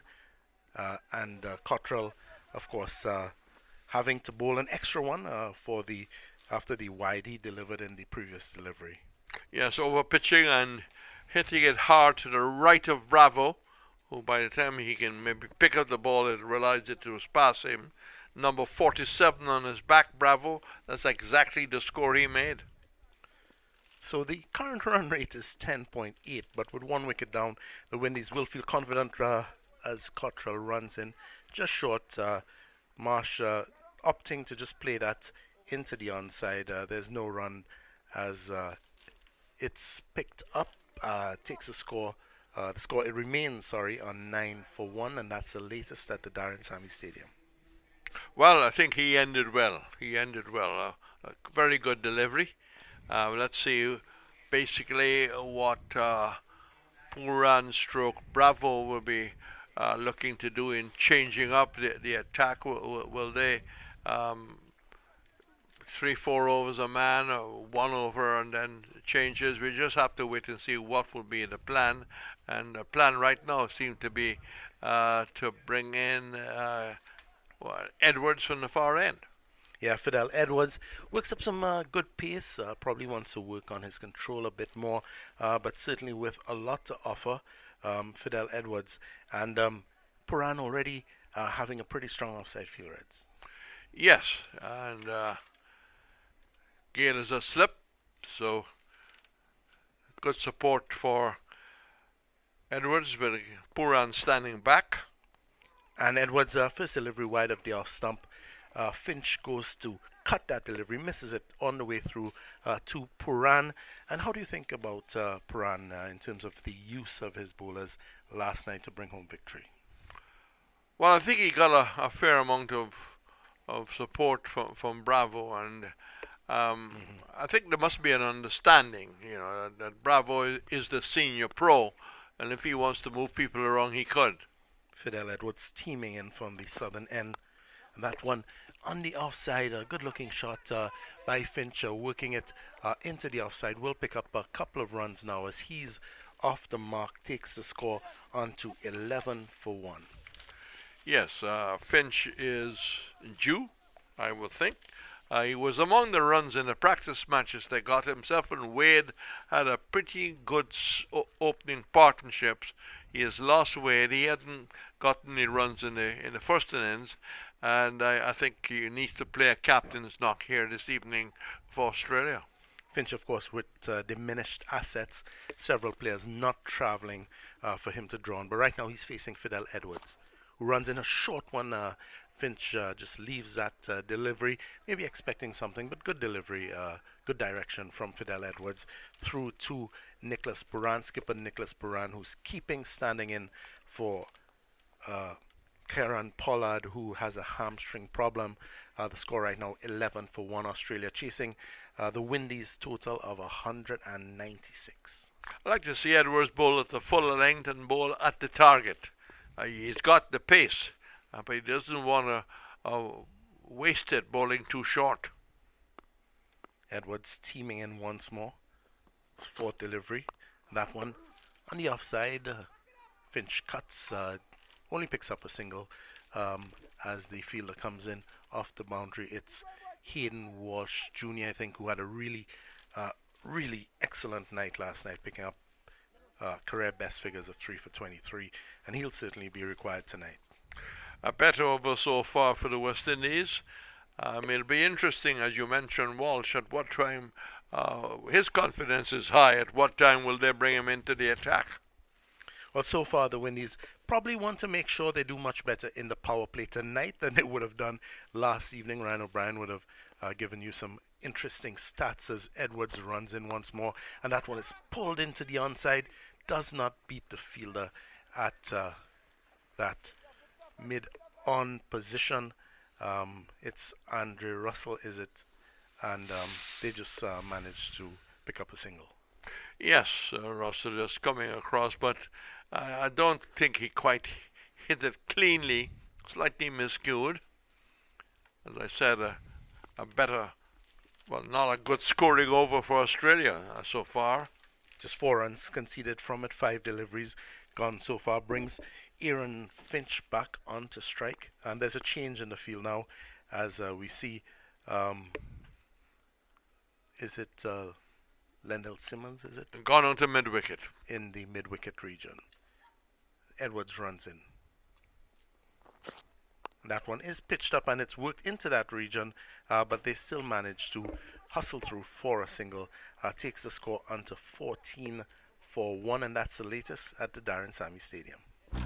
That's the sound of doors opening to another Crumbs Bakery to serve another important part of the Barbadian community, this time at Silver Sands in Christchurch, another location with the same Crumbs commitment to bring you a wide variety of fresh cakes, pastries and bread, because they should be as close to you as we can get. Crumbs, now at Silver Sands in Christchurch. Crumbs, so good, even down to the last crumb.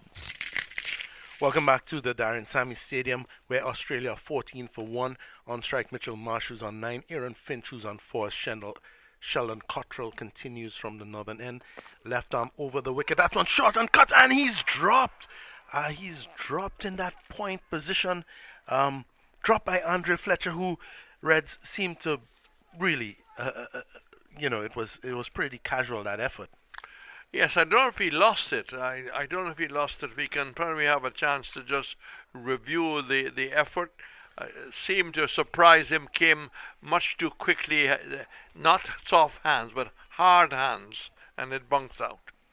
And that's life for Aaron Finch. Will he capitalize on it? Cottrell in that one on the offside, driven to the mid-off position where Andre Russell feels there's no run.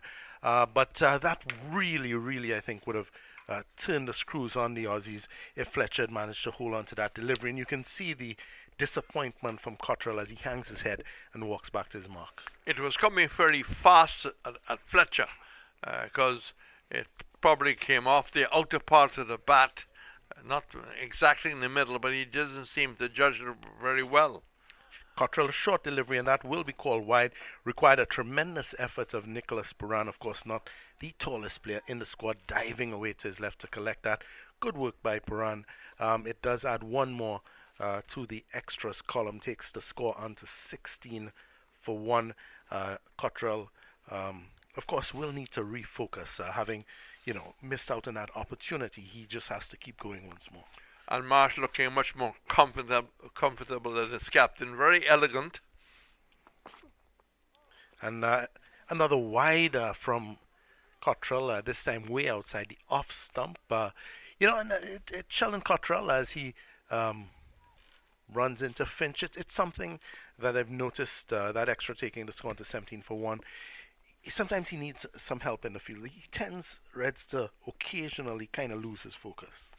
Well, he didn't play in Grenada, so he might have been just short of work. Didn't play in the first game. Cottrell into ball now. That one on the Finch trying to work it into the offside. Just manages to play it in front of him. There'll be no run. Third ball of the over. Cottrell would have picked up a wicket in his first over. Second ball, actually, his figures 1 for 12 after 1.3 overs. The score 17 for 1. Yes, he can't give Marsh too much room outside the off stump. He's got to try and find a line. He got to bowl at target. That is his best bet. And vary his pace a bit and not bowl too short. Cottrell in once more. That one short. Marsh trying to pull it through the onside. Does not connect. Goes through to Puran. Another dot ball, and a welcome dot ball for the West Indies, particularly in these power play overs.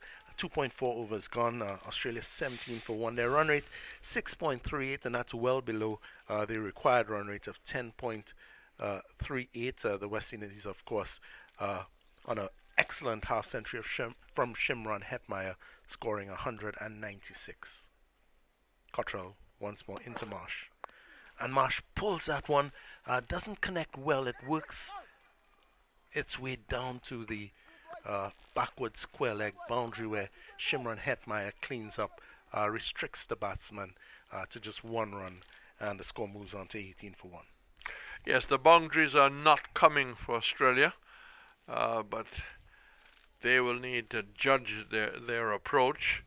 So the West Indies is not under pressure right now, and it gives maybe Puran and Bravo an opportunity to make the necessary changes they want. Cottrell, final ball of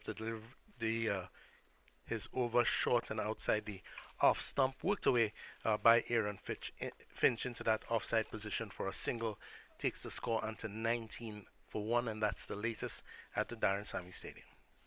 Well, Finch is quite an experienced player. He's got well over 2,500 runs, 172 the highest. He certainly needs some of those runs here this evening. Well, commendable work from the Windies bowlers so far. Puran not changing it up much, giving Cottrell a second spell, and they've been able to restrict halfway through the power play.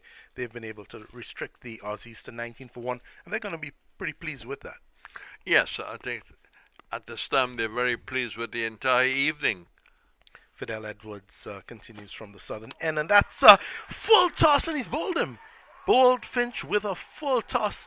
I think that one surprised Aaron Finch a bit. He tried to eventually work it into the onside, missed it completely, and it crashed into the stumps. The Aussies have lost their second wicket. It's 19 for 2. Their skipper is gone. He's gone for just 6 runs, and what a horrid way to get out. It actually appeared to have come off Finch and then crashed into the stumps. Well, you got to say hard luck to the Australian captain, because that was going down leg side, tried to swat at it to square leg, hit the pad, and then deflected back into the stumps. And the happiest man on the field was Edwards, because it's an early wicket as the Australian captain, but sometimes a little bit of lady luck goes your way. And Edwards celebrating almost like Imran Tahir, running off into the outfield, chased by his teammates. He's now picked up his first wicket. He has 1 for 5 now in his second over. The Aussies 19 for 2, chasing West Indies total of 196. And you think certainly the West Indies, they will be very happy with the way things have played off so far. Well, Josh Philippi, who didn't impress us on the first evening, has come out with high ratings. He needs to show some of his class tonight. Edwards into Felipe. And another full delivery. This one will be called wide. Does go down the leg side. Felipe, unlike his skipper, moved inside this delivery. And Paran has to just collect that delivery. Takes the score on to 20 for 2. Well, just losing a bit of control there. And on the replay, when you look at Finch, the ball seemed to have dipped a bit, and he just lost his shape. Unfortunately, hit the pad, went onto the leg stump. Edwards into Felipe, works it on into the onside, sharp single, and good work in the mid-wicket region by Lendell Simmons, that appears to be, but they still scamper through for a single, 21 for 2, and you get the impression that Finch there may have been some sort of level of premeditation to his approach, and he was really caught with his pants down by that full toss. Yeah, I think he was surprised by the full toss. It isn't coming in at a medium pace type delivery. I mean, Edwards still can bowl very, very quick. Edwards into bowl now. And driven by Marsh, but he can't beat the fielder in that short cover region. It's Andre Fletcher. Looks like Fletcher, of course, will be wanting to make up for having put down Finch. Fortunately, it was not an expensive error. Well, he is feeling in a area at cover which is less pressure than backward point. It's going to come much quicker at backward point than maybe at extra cover or cover. Well, it's certainly going to come quick from Fidel Edwards into his second over. He's 1 for 7, and he will certainly be trying to work up some pace. What he needs to get right, of course, Reds, is the line and the length. So, Edwards just taking his time. In now to bowl to Marsh. And that one pitched up, seem to have held that one back just a bit. Marsh working it into the onside and hustles through for a single, takes the score on to 22 for 2. Marsh is on 11 from 11 balls into the fourth over of the power play, 3.4 overs, and 22 for 2. Having put 196 on the board, Nicholas Paran will be pretty happy with what his bowlers have done so far. Yes, the Australian batting falling well below the required rate. Edwards and Felipe gets behind that delivery, just plays it into the onside. There's no run as the fielder Andre Russell picks it up now. And Edwards appears to be in a bit of discomfort, as we can see, holding onto his right shoulder. He's I'm not sure if he's smiling or grimacing.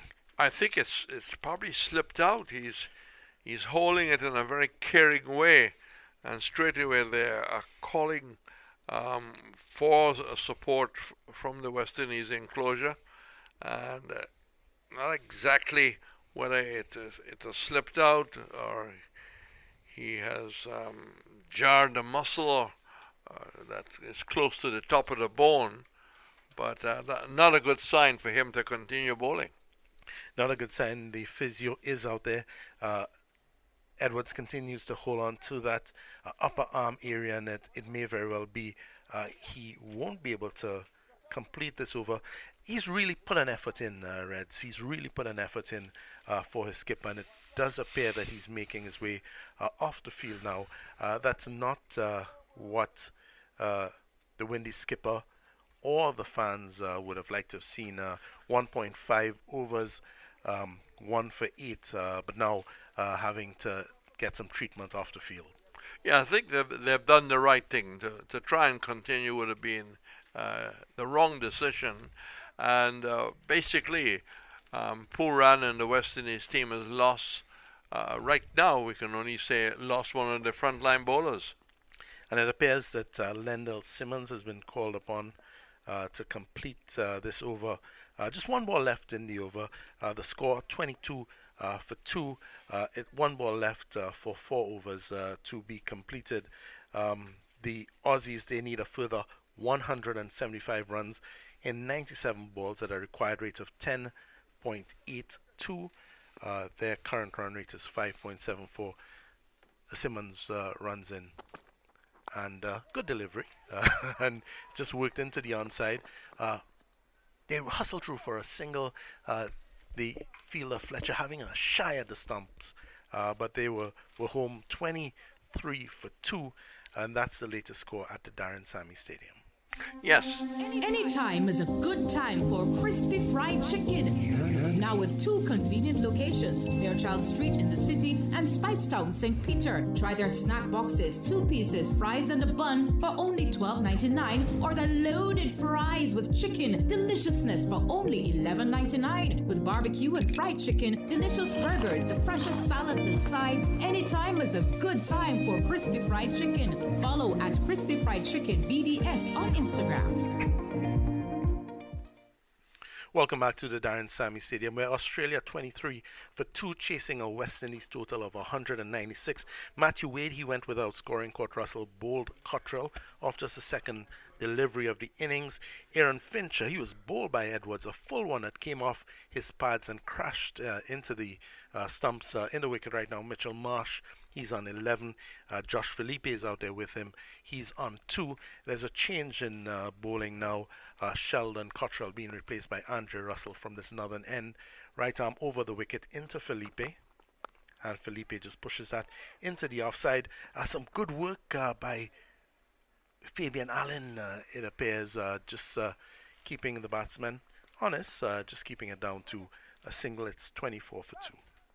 Just a little worried there when Allen went down, because he's recovering. Well, I think he's probably recovered from the injury in Grenada, but he was basically fairly flat in his chest, but everything seems to be okay. So Andre Russell into the attack, and he's really doing it all tonight. Hit 24 from just 8 balls in that West Indies delivery. Took a catch, and now he's bowling. He's into Mitchell Marsh, who cuts over the point area, and it appears to have carried all the way. Yes, it does.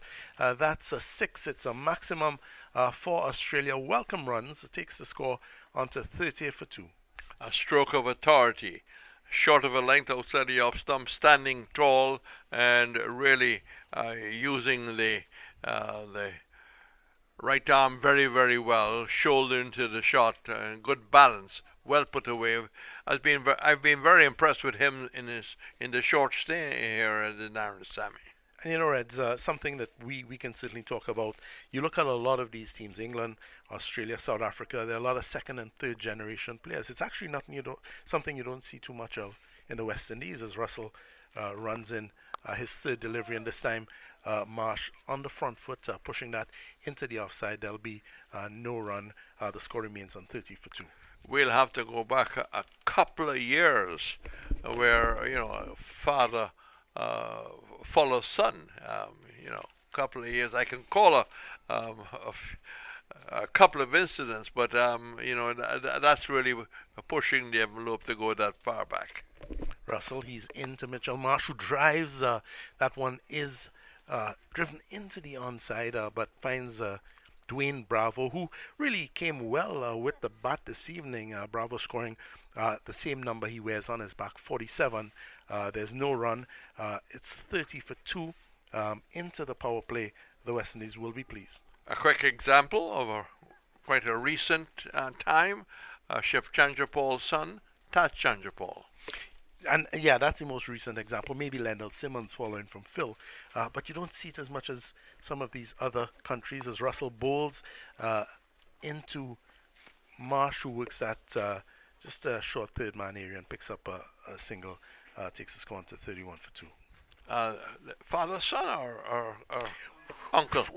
Well, second and third generation. I mean, you just being related. Yeah. And you see it in a lot of these other countries. And you wonder why you don't see it as much in the West Indies. Well, I think is the influence of the parents, for example, the opportunity at school, etc. Russell, last ball of the over, that one driven into the onside off the back foot. Good looking stroke by Josh Felipe. Picks up a single, takes him on to 4, takes the total on to 32 for 2. Ryan O'Brien will join you. That's the latest score at the Darren Sammy Stadium. Well, I suppose the father of Nicholas Pooran might say that he was influential because he played a little bit of cricket. I think he went to South Africa with the West Indies over 50 teams. So, Mr. Pooran, I have really remembered your batting skills. Ryan O'Brien. Good evening once more, Reds, and we have the West Indies, I'm sure, happy with the situation right now, but still some way to go. We've had 5 overs completed, 15 overs left. Australia 32-4-2. We've got another over this time is Bravo operating from the southern end, just replacing Fidel Edwards, who had to go up the field. There's just one delivery left in his second over, completed by Simmons, and a single to the Phillip. He's up to 5, and March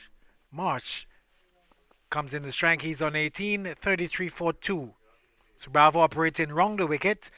There's a slip in Chris Gale. There's a short fine leg, the backward square as Bravo is in round the wicket. And to this delivery just worked off the outside edge. Chase for Gale. He will give it up now into the boundary. So it crosses the boundary rope now down to third man. Calculated edge.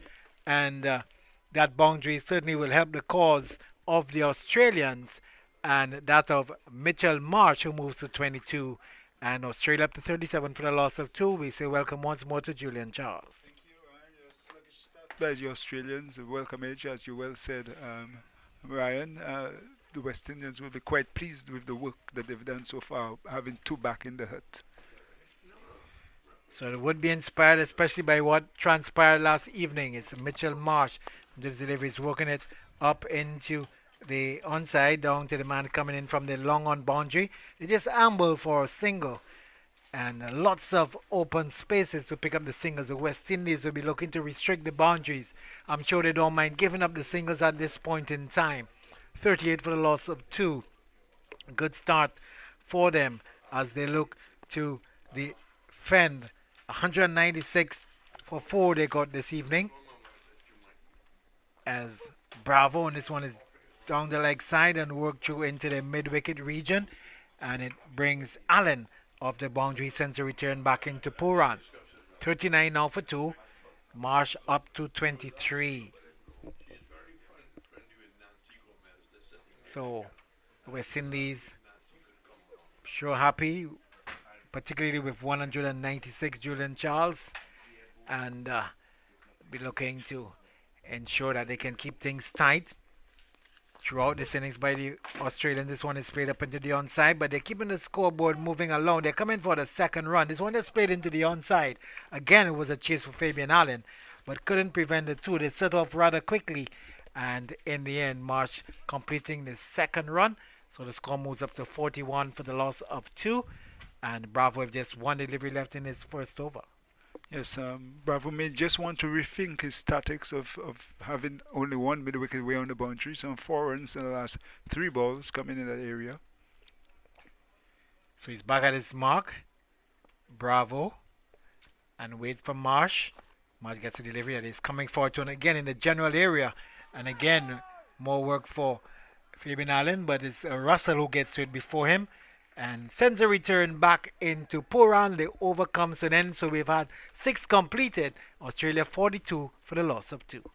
Bro, did you know that if you switch to LED lighting throughout your home, that you could save as much as 80% on your lighting costs? Yes, man. And did you know, wait, you knew that? Of course, I also know that with using LED lights, I get brighter lighting that lasts longer and is better for the environment too. And by choosing my LED lights from Caribbean LED, I get up to 3 years warranty. Wow, you know very much. I hear all the ads on radio for Caribbean LED. Call them and ask at 621-0092 or visit them in Lorette State or Wildy if you don't believe me. So the West Indies would be sure happy with this start. The West Indies were 46 for 2 at this stage. Australia 42 for 2, and they're going to bring in Fabian Allen to bring some variety in the bowling attack. So Allen is going to get his first bowl this evening. So they're into their 6th bowler, the West Indies, and he'll be operating the left arm orthodox spinner from the northern end here, the Darren Sammy cricket ground, and he'll be coming round the wicket, just passing umpire Gregory Baffett now. And this one just worked down the leg side, just coming across, pushing that left part across and working it down to the long leg region. Shimron Hetmeyer comes off the boundary, and Marsh moves to 27, and the Philippine 6 comes into strike. 43 for the loss of 2, just 4 extras on the board, and 154 remaining for the Australians. The West Indies will need to get 8 wickets. Delivery is short, and Allen feels well in his follow through. Very good feeling. Remember that spectacular catch last evening when the West Indies were really running through the tail of the Australians. This one is short, giving the batsman sufficient time to hit that down to the deep extra cover region and get the single easy. So Philip goes to 7. Mitchell March comes back into strike. 44 for the loss of 2. Target 197, and we're into the second CG Insurance T20 International here at the Darren Sammy Cricket Ground. The West Indies with an 18-run victory. Lots of excitement here at the Darren Sammy Cricket Ground, bringing the spectators to life. And we notice that the Johnson Charles stand looks rather populated.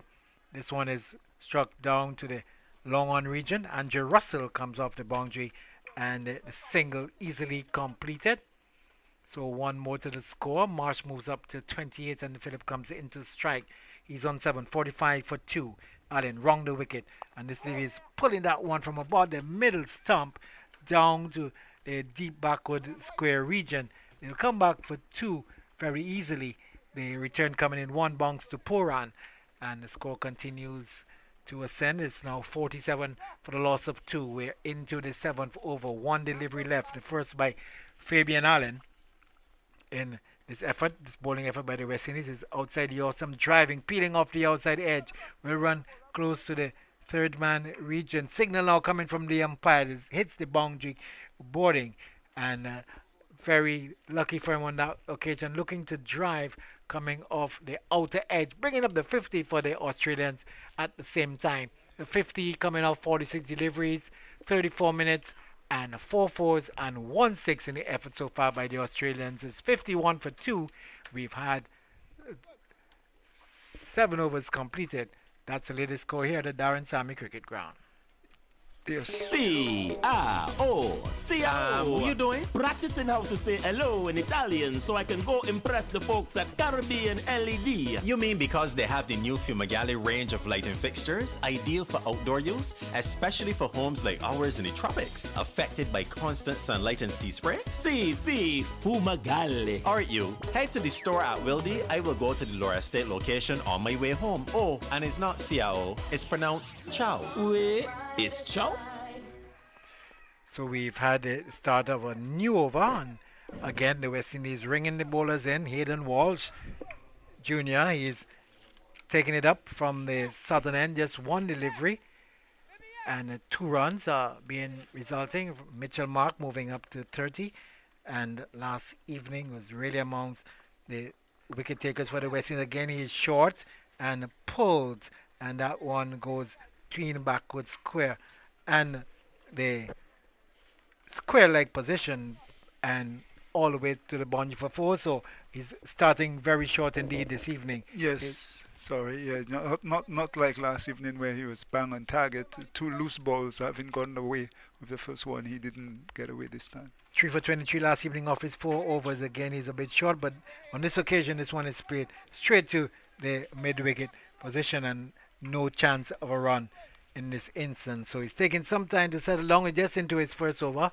3 deliveries, 6 runs conceded. Hayden Ward Jr. This one is again short, pulled down to the man at the long leg region, and Cottrell is there. He picks up, sends a return back into the keeper. 58 for the loss of 2. Mitchell Marsh up to 35. Josh Phillip on the 13. The partnership 39. Very useful for the Australians, losing their first wicket. That really set them back. No runs on the board when they lost their first wicket.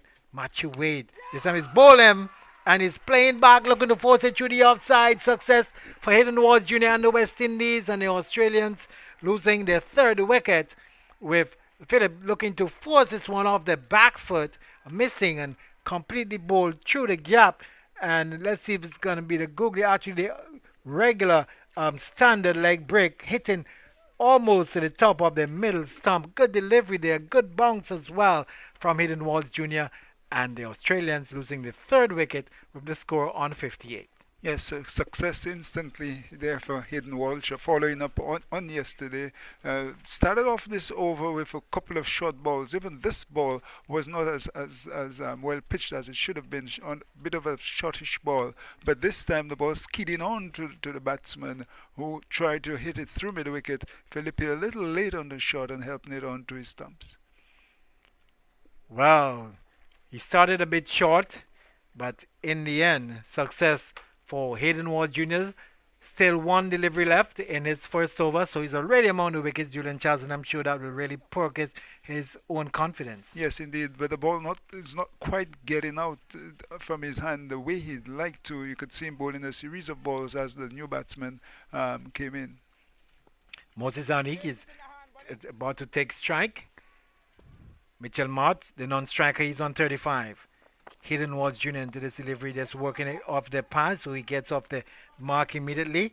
Fielder running from the wideish mid-wicket position can't prevent the run, and playing off the back foot, being very late, exposing all of his stumps there was Phillip, and good success for Walsh in that over. And after 8, the Australians 59 for 3. The West Indies would be happy to get this wicket. Clearly, they need wickets, even if it's a big score. We still need wickets to keep the opposition in check. This is why, of course, the players were so delighted out there. So they'll be hoping that Mitchell March can keep the innings together and bat deep. Remember, at the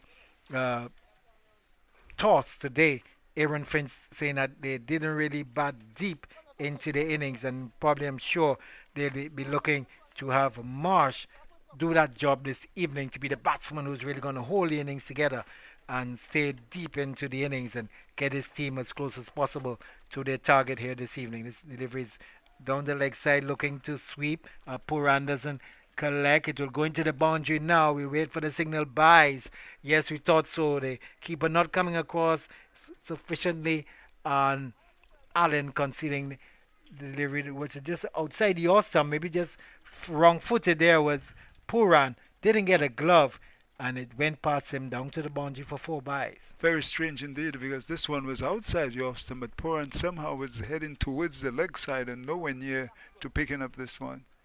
Maybe it was a bit unsighted by the initial trigger movement by Henriques looking to swing that one on the onside, missed, and it went straight past the glove and down to the boundary for 4 byes. This one is hit square. The man comes off the deep extra cover boundary. Hayden Ward Jr. sends a return, one bounce in to the keeper. They get the single, and Marsh comes in to strike. He's on 35. Henriques is on 2.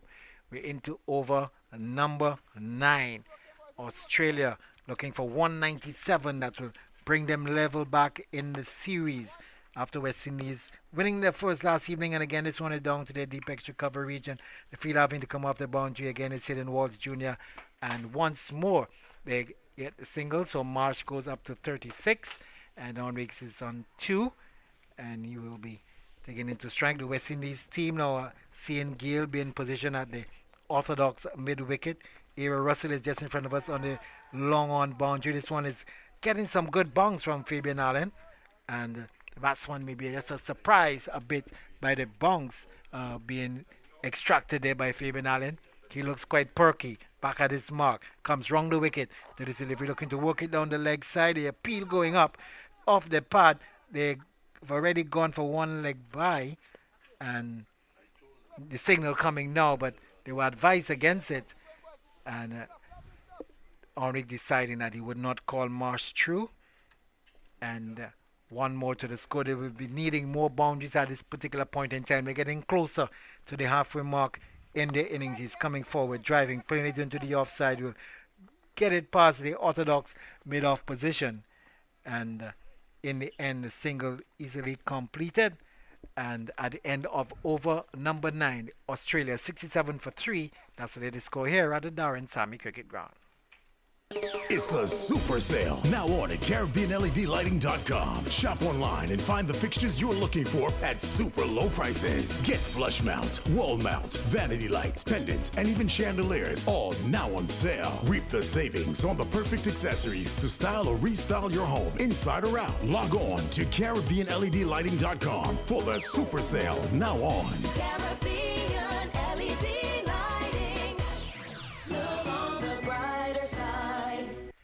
11 overs remaining. Australians with a rate currently at 7.44. The required rate 11.82. We're going to have Hayden Walsh to continue. Already 1 for 8, picking up a wicket in his first over. Right arm over the wicket. To the delivery again, making room. Just getting off the outside edge. Good thinking. The return coming up to the bowlers, and some excitement being shown there for the possibility of the run out. Good thinking by the short third man fielder, and it's like Sinclair was on the field, and this one is delivery just bouncing before it get to the bowler, back at the bowler's end. But luckily the Australians move immediately for the run. His Walsh again is driving in the air. Is the mid-off in play? Is it sufficient on it? Yes, it goes all the way. 6 runs. Just getting to the pitch. There was Henriques getting to the pitch with that delivery from Walsh and Julian Charles. That one clearing the boundary from when we thought the long off fielder was going to settle under it. Yes, good cricket shot. Used his feet nicely, got to the pitch and lifted it handsomely over long off. Yes, he didn't get too far over it. This one is just worked now through the mid-wicket region. They're going to settle for 1, 74 for the loss of 3. Henriques moved to 9. Mitchell Marsh on 38. We are going to have the 10th over being completed. 3 deliveries so far in this one. Hayden Walsh conceding a 6, but I'm sure he won't mind that too much. Still some runs to defend. This one is played into the offside. A good diving stop, moving to his right there very quickly. Hetmeyer diving to his right, preventing the possibility of a run. That's what you got to do. That inspires the bowlers. And lovely work by Hetmeyer there. Here he is once more. Walsh outside the off stump. Wide call now by umpire Wilson. It looked wide from here, and the call did come. And can say that Puran did well to prevent it from even going past him. It would have been a challenge for Chris Gill to cut that one off. Here's Ward. He's short on this occasion and pulled. Back would have squared. Down to long leg. Cottrell is there. He feels just one run. It went too quickly to him. And with that, the Australians moving up to 77 for the loss of 3. Henriques on 9. Mitchell Marsh on 39. He's really stayed there ever since he's coming at number 3. Here is Walsh once more. Again, he's short, but this one just guided down to the short third man position. Again, he's deciding to rifle it back up to the bowler's end. Bit of an awkward bounce for Walsh to collect, but good thinking there on the part of the fielder. And they overcome. And then after 10, the Australians 78 for 3. We'll have some more from Julian Charles. We'll have another rotation in commentary. It's going to be Sunil Ramdane. Yes, an over in which Walsh was not at his best. We'll not say that he's bowling as well as last night, but then he was able to keep it together and don't have an expensive over. So West Indies would be happy with how the situation is right now, although there isn't much difference to where they themselves were at the same point of the inning. But of course they had some good hitting at the end with the likes of Bravo, Russell and Hetmyer. So it's quite a tall order for the Australians. Absolutely, Julian. As we see Fabian Allen delivering his first ball of his third over. No run into the pads of Moises Henriquez on this time. Henriquez swinging at a delivery outside the off stump, gets an outside edge. That one lobs into the air. The fielder running across from short third man, put in the dive. Dwayne Bravo just could not get to that delivery. Did he get fingers to it? Agonizingly, he did. Just his fingertips was unable to hold on to it. And Henriquez runs through for 2 runs, 80 for 3 as we welcome Reds. Yes, a near miss there for Australia. Allen once more, bowling to Henriquez, works that one into the onside, just picking up 1 run. Yes, Australia falling behind the required rate. The pressure's on. They've lost 3 wickets, and not a happy position that they've got themselves in. But there's still a lot of batting to come. But somebody must take the responsibility. Fabian Allen into Mitchell Marsh, who drives. It's down to the long off area. They just pick up a single. But good work from Fabian Allen, keeping it tight. He's gone for just 16. He's into his third over. The Aussie score 82 for 3, chasing 196. Yeah, he bowled quite well in the first game. Fabian Allen this time into Henriquez, who also a similar shot, working it to that long off area. Where Sheldon Cottrell fields. He picks up a single. He moves on to 14 off 12. Marsh is 40 off 31. The total 83 for 3 as Fabian Allen runs in once more. This time to Marsh, who drives much straighter this time. But good work from Andre Russell running around from that long on boundary, cutting the ball off and firing it in over the bowler's head to Nicholas Puran. Just 1 run. It's 84 for 3, and that's the latest score at the Darren Sammy Stadium. Well, bowling between wicket and wicket, bowling very quickly. So not giving the Australians a lot of time to plan for the delivery. He's got that very quick arm action. And so far, the West Indian spinners have done better than the Australian spinners by a country mile. Absolutely, Reds. The Windies spinners and Australia, of course, under a bit of pressure. They certainly, I don't think they would have expected the West Indies to mount such a large total after last night. We know the Windies have had their batting challenges, but tremendously good work from Hetmyer himself, who got 61, Bravo, who made 47, and Andre Russell, who hit 24 from just 8 deliveries, finishing strongly. Oh yes, that was a very good partnership. One of the best in recent times, I would think. And one of the better displays by Hetmyer. He really showed some of the the natural talent. He put it all together tonight. Hardly played a rash shot. The experienced Dwayne Bravo runs into Marsh from the southern end. This one driven uppishly on the offside. Good timing required the fielder to make a sharp movement across and collect that delivery. They're able to go through for 2 runs. Marsh moves on to 43. It's 86-3. The run rate has climbed to 12.57. If anyone is going to cut that run rate, it's Marsh. Marsh is a good player. He's been striking the ball well, but the pressure is growing on the Australian. They got to try and find the boundaries much more consistently. Bravo. Second ball of his second over. That one held back as Bravo tends to do. Marsh very watchful, just drives it down to that long off area, and they pick up another single, takes the score to 87-3. Singles just won't work at this point. The West Indies will be very happy. Yes, a lot more than singles. There was a time where the West Indies were only getting singles in the early part of the innings, and they weren't finding the boundaries too often, but that changed a lot. This time, Henrique is just working that one into the offside. Again, Bravo being economical, being tight, and that one slow delivery, just 97 kilometers per hour. He's actually bowling slower than Fabian Allen. Yes, well, he thrives on that. You know, he really tries on mixing it up. He's got to be careful that he can't be too predictable. He's got to be able to still produce a different variety on occasions. Bravo in once more to Marsh. Just this time Marsh working that one square of the wicket on the onside. Some sharp work from the fielder out there, Sheldon Cottrell, getting it on his left hand, and he could not prevent the batsman from running through for 2 runs. Takes the total on to 90-3. And Reds, I'll let you know that Lionel Messi has his trophy. Argentina have won after full time, 1-0. They've beaten Brazil in the Copa America. They're dancing in the streets of Argentina.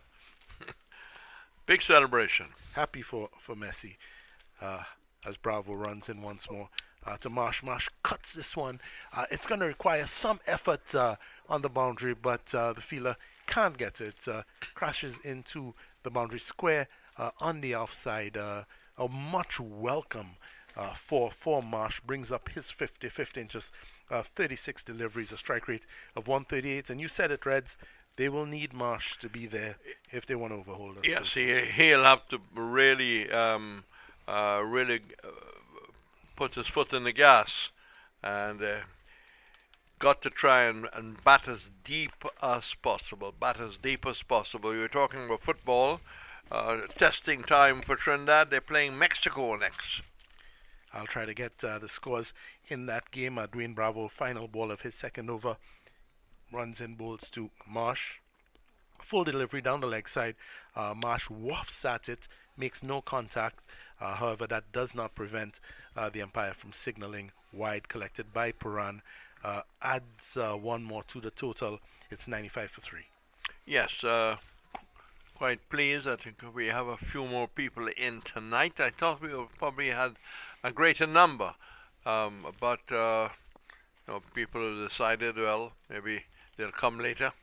Bravo having to reload into Marsh now, who works that once more down to the long off area. It'll just be a single. Marsh certainly pacing his innings, and there's nothing wrong with that. Pretty healthy strike rate. He has 51 in just 37 balls. The score at the end of the over, 96-3. Well, he Old-time can't do... bakers in Bim bake from home. Remember the Dutch oven made of stone? Then came the bread cart. Oh, you could smell that bread a mile away. And then there was the bread van. Many have made a living selling from them. Now, your bread is as close to your home as you can get it, because there's sure to be a Crumbs bakery near you for a wide variety of fresh cakes, pastries, and bread. Crumbs, so good, even down to the last crumb. Welcome back to the Darren Sammy Stadium, where the West Indies are trying to make it 2 wins in a row. Fabian Allen continuing from the northern end. just bowling to Mitch Marsh, who picks up another single. He moves on to 52. The score is 97 for 3 as Allen comes in once more. Second delivery of this over, and that one Henriquez tries to smash over mid-wicket, made no contact. Puran collected and a much-needed dot ball. Once more, Allen into Henriquez. Goes to another shot playing across the line, this time coming off the pad. Fabian Allen very interested. His skipper, the keeper, did not seem to be as interested, neither was the umpire, and they did manage to scamper through for a quick single. Well, Puran certainly felt it was worth a shout. This one driven back to Fabian Allen. That may have been a chance. It was hit by Marsh, but well hit. And Allen just could not take the catch. The ball eventually getting past him, and they scampered through. It was a chance, but it really came at him like a rocket. Marsh getting a single, getting a life. Yeah, close to the height of the knee. Allen once more, this time on the off stump. Enrique is just getting forward and driving that into the offside. It'll just be a single. The score 99 for 3. The Aussies just one shy. Actually, that brings up the 100. Reds scoreboard just changed on me there. It's 100 for 3. So that brings up the Aussie 100, and it's come up in the 88 deliveries, 56 minutes. And Allen in that one smashed down to the long on area, and Andrew Russell, a valiant attempt. He's on the boundary line, dives up into the air, gets his hands to the ball, but his momentum carried him over the boundary, just could not hold on to it. Did manage to throw it back into the field of play and saving some valuable runs. Yes, and that is very much par for the course these days in the shorter format. It's a skill that is no doubt actually practice. And that was a fine example. In fact, quite recently, there's been circulating a brilliant performance by an Indian female cricketer who, in fact, got it back, dived back into the field of play, and took the catch. Yeah, it's gone viral. It was a tremendous effort. And Andrew Russell flying again as we watched the replay. It would have been an amazing catch. But as we get set for the start of the 14th over, it's Hayden Walsh Jr.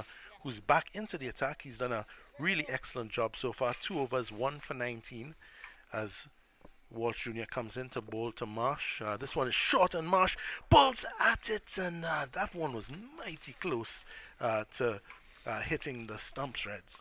Well, he must have felt that he missed out there, but it probably came back much more than he expected. It was a bad length. It wasn't all that a good delivery by Walsh. Walsh Jr. This one a bit faster, and he is Caught. out. He's out. He's caught on that long off boundary. That's an excellent catcher. Dwayne Bravo running across. It was a shortish delivery, given a bit more pace by Walsh Jr. The very dangerous Marsh trying to get the maximum. Instead, all he did was find Dwayne Bravo. The Windies continue with their excellent fielding. It's 101 for 4. Well, Bravo had to move to his right. He had to move very, very quickly. That ball was traveling away from him into the black area of the side screen, and he plucked it out on the run. A marvelous catcher. Virtually a game changer right now, because Marsh was the potential danger man, and Bravo's had a brilliant game. I mean, he batted very well. Just got into his work with the bowling, but the feeling has been of the highest quality. I mean, we talked about Russell efforts here. It just reminds us that he's sometimes only human. Agreed.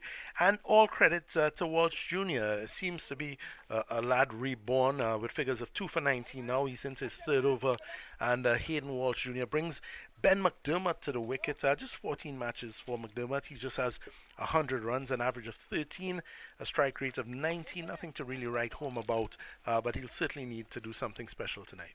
Yeah, father was a great Australian fast bowler.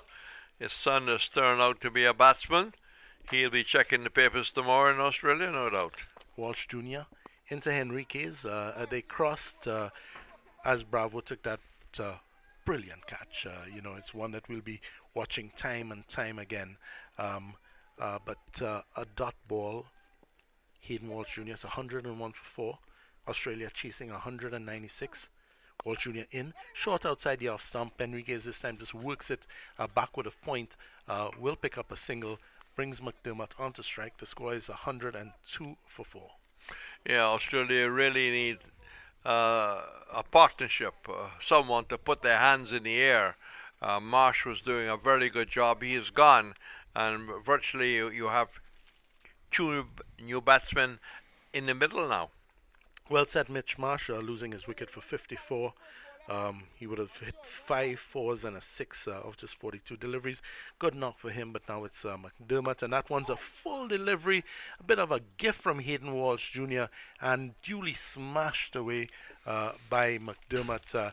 It's exactly what a new batsman would have wanted, and it's exactly what you won't want to have bowled to a new batsman. Well, his eyes open, but didn't try to hit it too hard. Controlled the shot and was able to bisect the long on and man down at backward square, just away from the scoreboard. Well put away. That should do his confidence a great deal of good.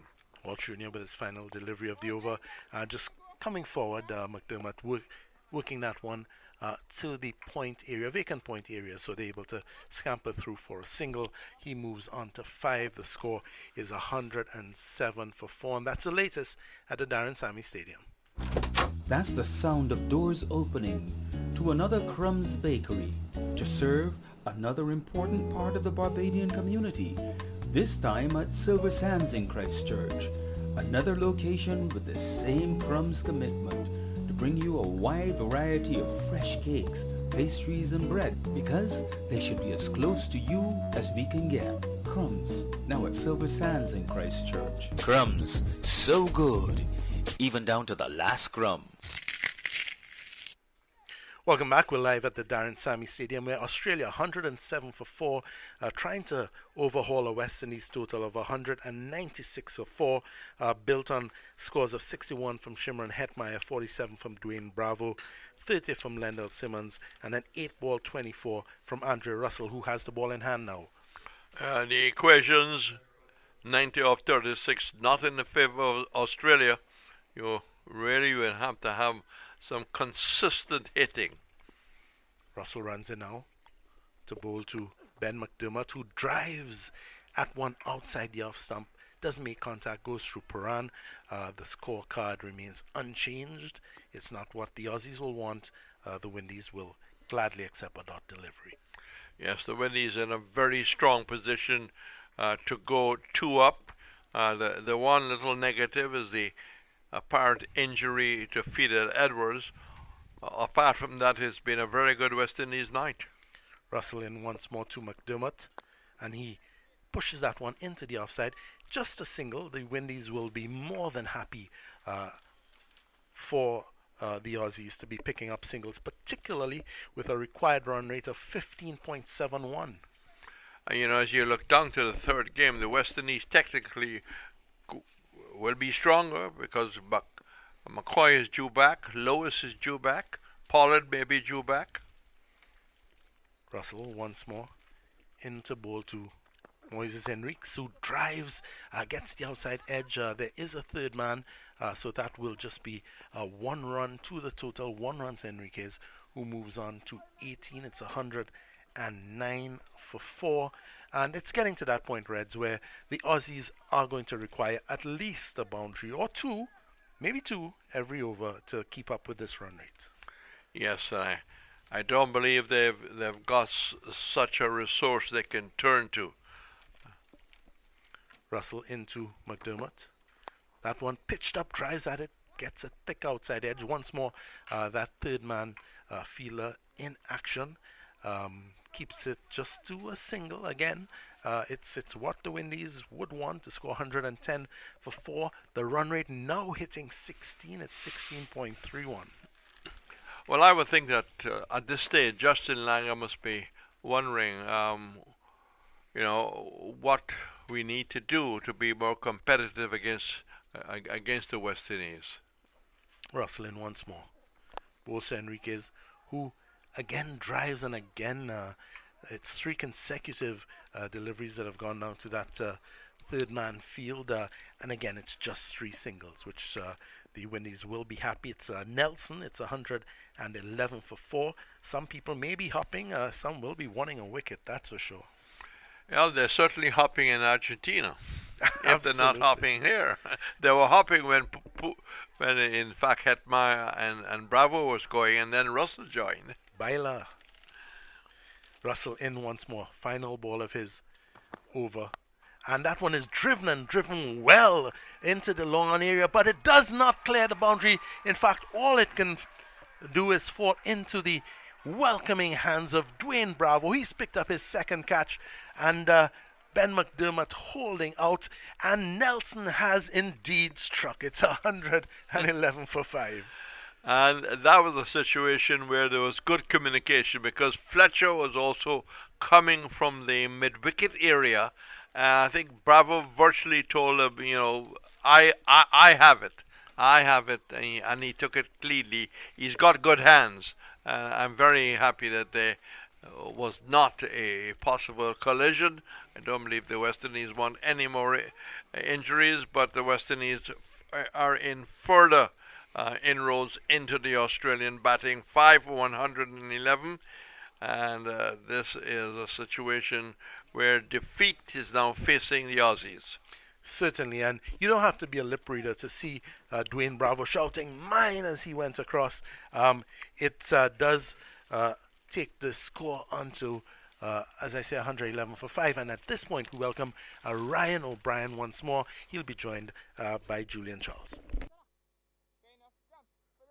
So the West Indies definitely sensing they're looking to move in to wrap up a 2-0 series lead in this 5-match T20 International here at the Darren Sammy Cricket Ground. We're into the final 5 overs of this match, and the Australians still needing 86 runs. As Hidden Walls Jr. is in once more, starting a new over from the southern end. This one is dragged down to long on. One more to the score. And Dan Christian, he gets off the mark. So the Australians really up against it now, and they need a rate of 17.59. This one is done down to deep mid wicket, and another wicket falls. Again, Fabian Allen completing the catch. Walsh into the wickets once more. Just going down on one knee there, and the Australians in further trouble. They need 85 more to win, and the new batsman just coming in, pulling that one from aboard middle and off stump, and Fabian Allen doing well and almost giving a pose after just running in from the deep mid-wicket boundary, Julian Charles, and the Australian losing Moses Enrique for 19, caught by Allen after bowling of Hidden Walls Jr. for 19. He faced 21 balls, and Australia in further trouble, 112 for 6. Again tonight, Walsh delivering the goods, coming in, bowling well, especially didn't start off that well, but in the last couple of overs he's really pitching nicely, and the batsmen have no choice now but to rather swing for the hills at 15 and 16 runs and over, and Walsh, of course, the beneficiary. Yes, really was a good catch. Allen just getting under it, staying composed, and we going for 19, and the Australians losing their 6th wicket at 112. So Dan Christian is now going to be joined by Agar, who's facing his first delivery towards the right arm leg spinner, bowling from over the wicket, and the left hander gets off the mark immediately, driving that one down to the area between the long on and the long off. So he will get going. Christian and Agar looking to really hold up the West Indies now. Both batsmen on one.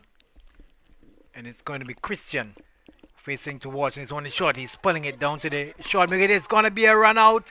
definitely just pulling that one down to the short mid-wicket region, and trouble once more for the Australians. And here was Christian just looking to pull that one through the short wicket region. No response from the non-striker who just come in. Egan then stranded both batsmen almost in the same crease, and Puran having all the time in the world. Disaster for the Australians and Julian Charles. Not a situation that they would have wanted. You can see Justin Langer looking in total anguish. Now 113 for 7, and certainly not a good position as Agar going run out, being left stranded. Yeah, the Australians desperate now for runs, trying to get it from each and every way they can, but this one was certainly not on.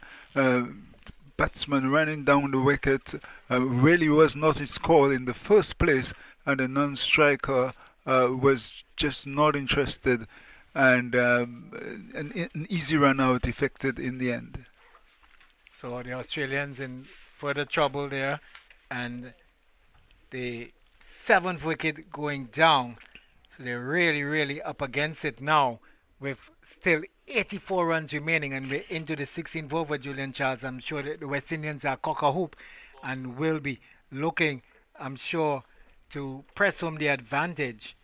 And what a situation for the Australians. They target 197. Yes, and we're still not sure which one is out, whether it's Christian or Agar, because Agar seemed to have just wandered off his crease as well as the throw came in, and we're waiting on the third umpire, indeed the two umpires, to decide which one is really out. But at this stage, it really doesn't matter, Brian. It really doesn't matter because they're losing quite a lot of wickets. And it's really strange. They're so close together, just standing waiting for the decision, the actual decision. Both of them almost reach in the same crease. Now we can see one just going past the other, and Christian just making his way in right now. It's Agar out of here, so we're going to wait for the decision. They've got a split screen. We've got one where we're seeing both batsmen at one end, and then the stumps being dislodged at the other end. So we are going to actually wait for the official position, but we know for sure that the Australians are 113 for 7 and really up against it here at the Darren Sammy Cricket Ground, and they're facing 2 consecutive defeats here. Well, the Australians will want a stronger batsman to stay out there, which we take to be Christian. But the West Indians would want a better batter to be out. But it's a very tall order for the Australians right now. Just some 4-point-something overs left with some 80 odd runs to get. We're seeing that the TV umpire having some difficulty, a lot of commotion in the way. Their feet, their bat, there's both batsmen pads. The crease feet are actually in the way, so we're going to see what the official decision is. And it's Agar who has gone run out by Simmons for 1. So that's the official decision. Agar, I did call it right, run out for 1, and further trouble for the Australians. Yes, indeed, the Australians really deep in the mire now. There's virtually no way out, although this is cricket and the fat lady has not sung, but we can hardly see how the Australians will get out of this hole. The West Indies really in the driver's seat right now. And the West Indies, I'm sure, very happy with the situation. 7 for 113. So the Australians losing wickets, not able to get the partnerships that they would need to make a challenge for this total. And we have Stark coming in to see if he can bring some respectability back, and he's driving down to the long off region. There's a couple of bounces before the fielder just picking it up on the boundary area there. Russell just tumbling, making the stop, and Stark gets off the mark with 1. Dan Christian will come in to strike. So the scoreboard for the Australians not looking too good again this evening, and certainly not the sort of improvement that they would have wanted. But surely the West Indies team would be happy with their returns here this evening. Yes, indeed, and it's not often we have when the West Indies have been in a position to win a series against teams that were ranked way above them. The Australians ranked, I think, number five, 3 or 5 at the moment. The West Indies way down at 8 or 9. So it's going to be Hayden Walsh Jr. with the final delivery of his 4-4. This one played down too long on the mid-on fielder, just coming across just to shadow it down to Andre Russell. He picks it up. The single will be completed rather easily. 16 overs completed. 115 for 7 Australia.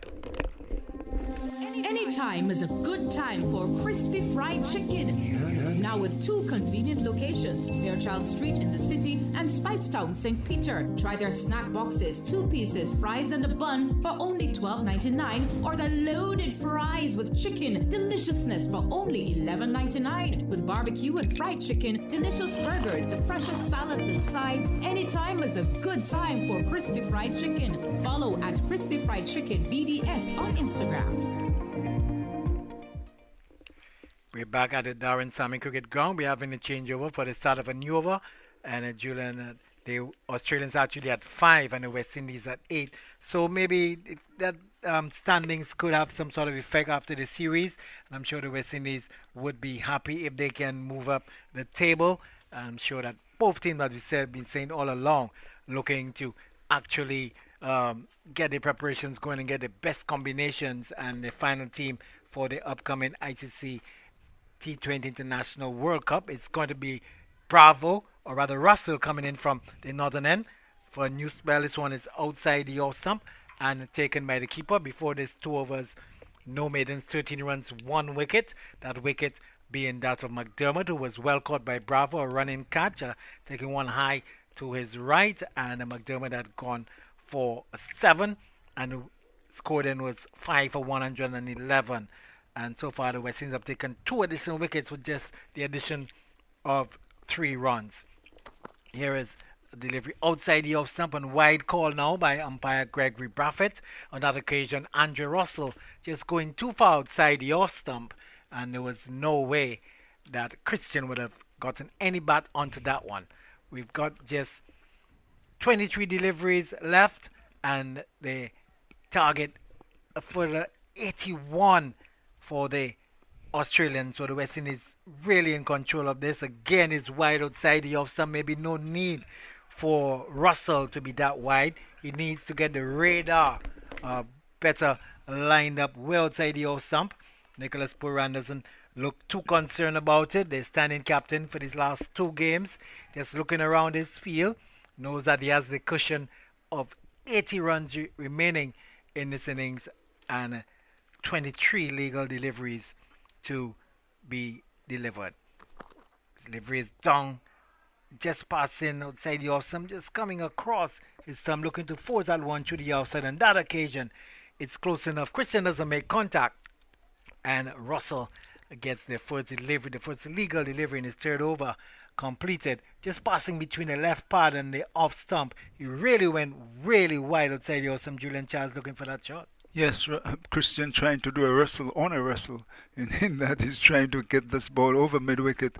Of course, he hasn't been able to make contact. Remember, the target is 197. It's 117 for 7. They are 80 behind. This one is really spanked back past the bowler, full of power. Good commanding shot on that occasion. Dan Christian not going down without a fight. And Russell, no real pace. And Christian getting into a good position, driving through the line, back past the bowler. Maybe a bit in the air, but well away from the bowler. And the umpire Braffett, having to duck out of the way. And that one raced to the boundary between the mid-off and the long-on fielder. Russell once more, and this one is outside the house. Some good pace on that occasion. Much quicker delivery there from Andre Russell. Yes, indeed, Russell not pleased at all with the shot. Just meted out to him the previous ball, putting a lot more effort into this one. And Christian very late as this one sailed past his left ear. Still 76 to win. Can the West Indies bowl the Australians out in the remaining overs? This one is played down to the long on region. and just coming across to his left as Andre Fletcher, the stumps being broken with a direct hit from a good distance away. He's running around from the deep mid wicket region. Andre Fletcher gets the return back up to the keeper's end. It breaks the summon. We see the umpires calling for a look at it. Julian Charles, a good powerful throw by Andre Fletcher. Very athletic piece of fielding, just running in and swapping the ball in with one throw, and as we can see, it's very close. Yeah, but I think it's very well home. Yes. So Christian apologies. getting in quickly. He's probably really past the stumps when they were broken. But in the end, you can never tell. Always good for the umpires to call for a review and maybe not being as clear as he might have wanted to make the call. Russell, who is going to continue the final delivery of his third over. This delivery just worked up to the square leg position. The fielder coming off the boundary now. Hetmeyer sends a return. Couple bounces into the keeper. So over number 17 is completed. 124 for 7.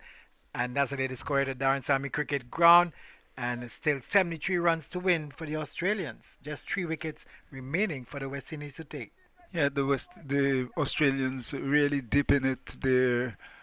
They're totally lost their way. The West Indians have put them under a lot of pressure with such a huge score, and the bowlers have bowled well with hidden walls, picking up these free scalps. The Australians really on the back foot and nowhere to go. Well, 73 from 18 balls. That's the kind of pressure that you call pressure. Really got to go helter skelter. Almost every ball needs to go way over the boundary.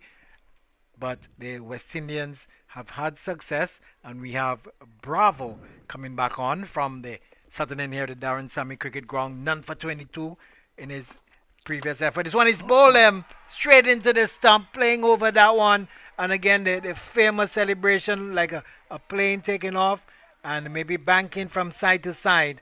So the stumps shattered, and Australia losing the 8th wicket, with Christian being bowled by Bravo, just chipping down again off the pad. So we're seeing another dismissal coming off the pad of the batsman.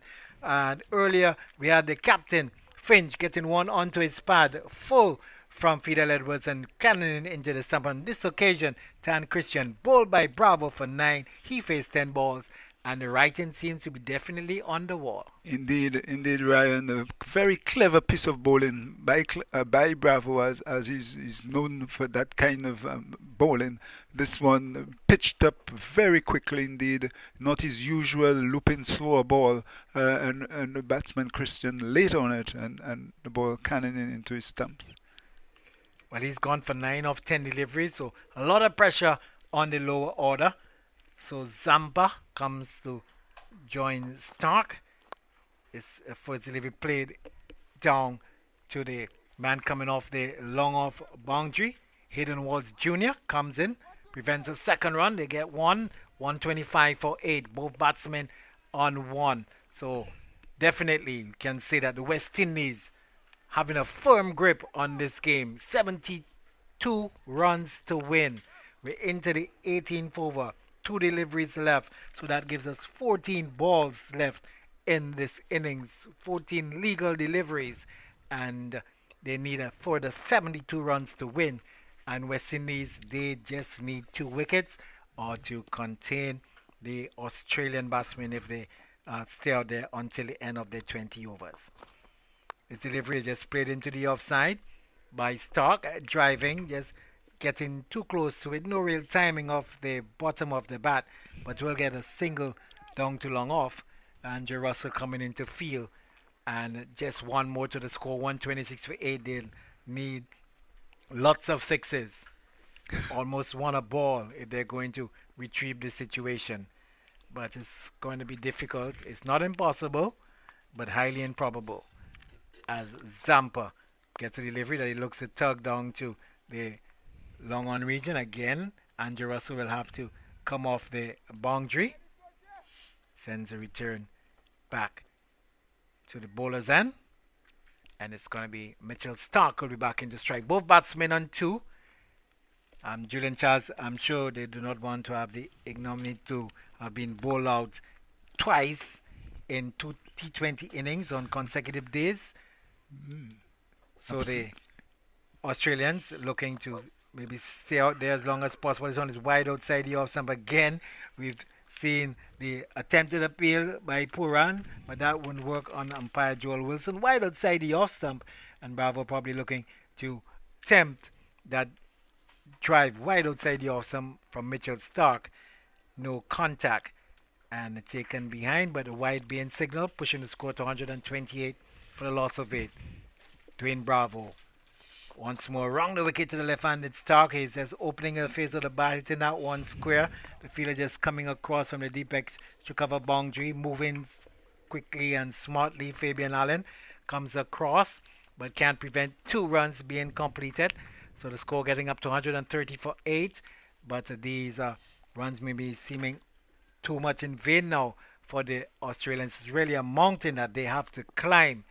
And 130 for 8 on the board. 67 runs needed of 13 delivery. This one is hit down to long off. And again, Russell have to come off the boundary. The over comes to an end. The end of over number 18 is 130 for the loss of 8. C-R-O. What you doing? Practicing how to say hello in Italian so I can go impress the folks at Caribbean LED. You mean because they have the new Fumagale range of lighting fixtures, ideal for outdoor use, especially for homes like ours in the tropics, affected by constant sunlight and sea spray? Fumagale. Aren't you? Head to the store at Wildy. I will go to the Laura Estate location on my way home. Oh, and it's not Ciao, it's pronounced Chow. Wait, it's Chow? So it's a soldier who will bowl the penultimate over for the West Indies. Sheldon Cottrell, we had him saluting very early in this game in his first over, and he accounted for Matthew Wade. Brilliant catch by Andrea Russell, and Wade had gone for no score. The Australians disastrous start, losing their first wicket without any runs on the board, and Cottrell comes back. He's bowling left arm over the wicket, and Mark Stark actually looking to pull that one. Can beat the fielders coming in smartly from the mid-on position, preventing any possibility of a run there. So maiden delivery there from Cottrell in his return, having bowled 2 overs previous to this. 131 for 8. Mitchell Stark on 5. He's driving, and this time past the bowler, the long-on fielder having to come off the boundary in Lendl Simmons, and sends a return back up to the keeper's end. But nonetheless, the batsmen get home safely for the single. 132 for the loss of 8. 65 to win for the Australian team. Sheldon Cottrell, I'm sure, will be happy with his return so far, keeping things tight. 1 for 15 so far, 2.2 overs. Dwayne Bravo still with 1 over left. Fabian Allen and Hayden Walls Jr. both completed their quarter of 4 overs. So it's going to be interesting to see who will complete the bowling attack for the West Indies. Who's going to bowl the final over. Edwards, we know, is off the field. So could it be Russell or will it be Bravo? This one's short. He's pulling down to long on, and it's Bravo who just ambles in. It falls well short of him in the vacant mid-on position. Bravo running off the long-on boundary. The ball actually stopping before he gets to it, and the Australian just scores for 1. 133 for 8. 18.3 overs. 1.3 remaining. 9 balls. 64 runs to win. Cottrell back to his mark, waiting for Stark to settle. The left-hander is over the wicket. This one is short, and he's cutting square down to the deep extra cover. The fielder coming around quickly, just sweeping the boundary there, giving some good support there to his team. Andre Fletcher moving quickly on the boundary. It brings Zampa into strike, and the score just moving up by that single. 134 for the loss of 8, and it certainly is sure now, Julian Charles, that it's really going to be a second consecutive victory for the West Indies.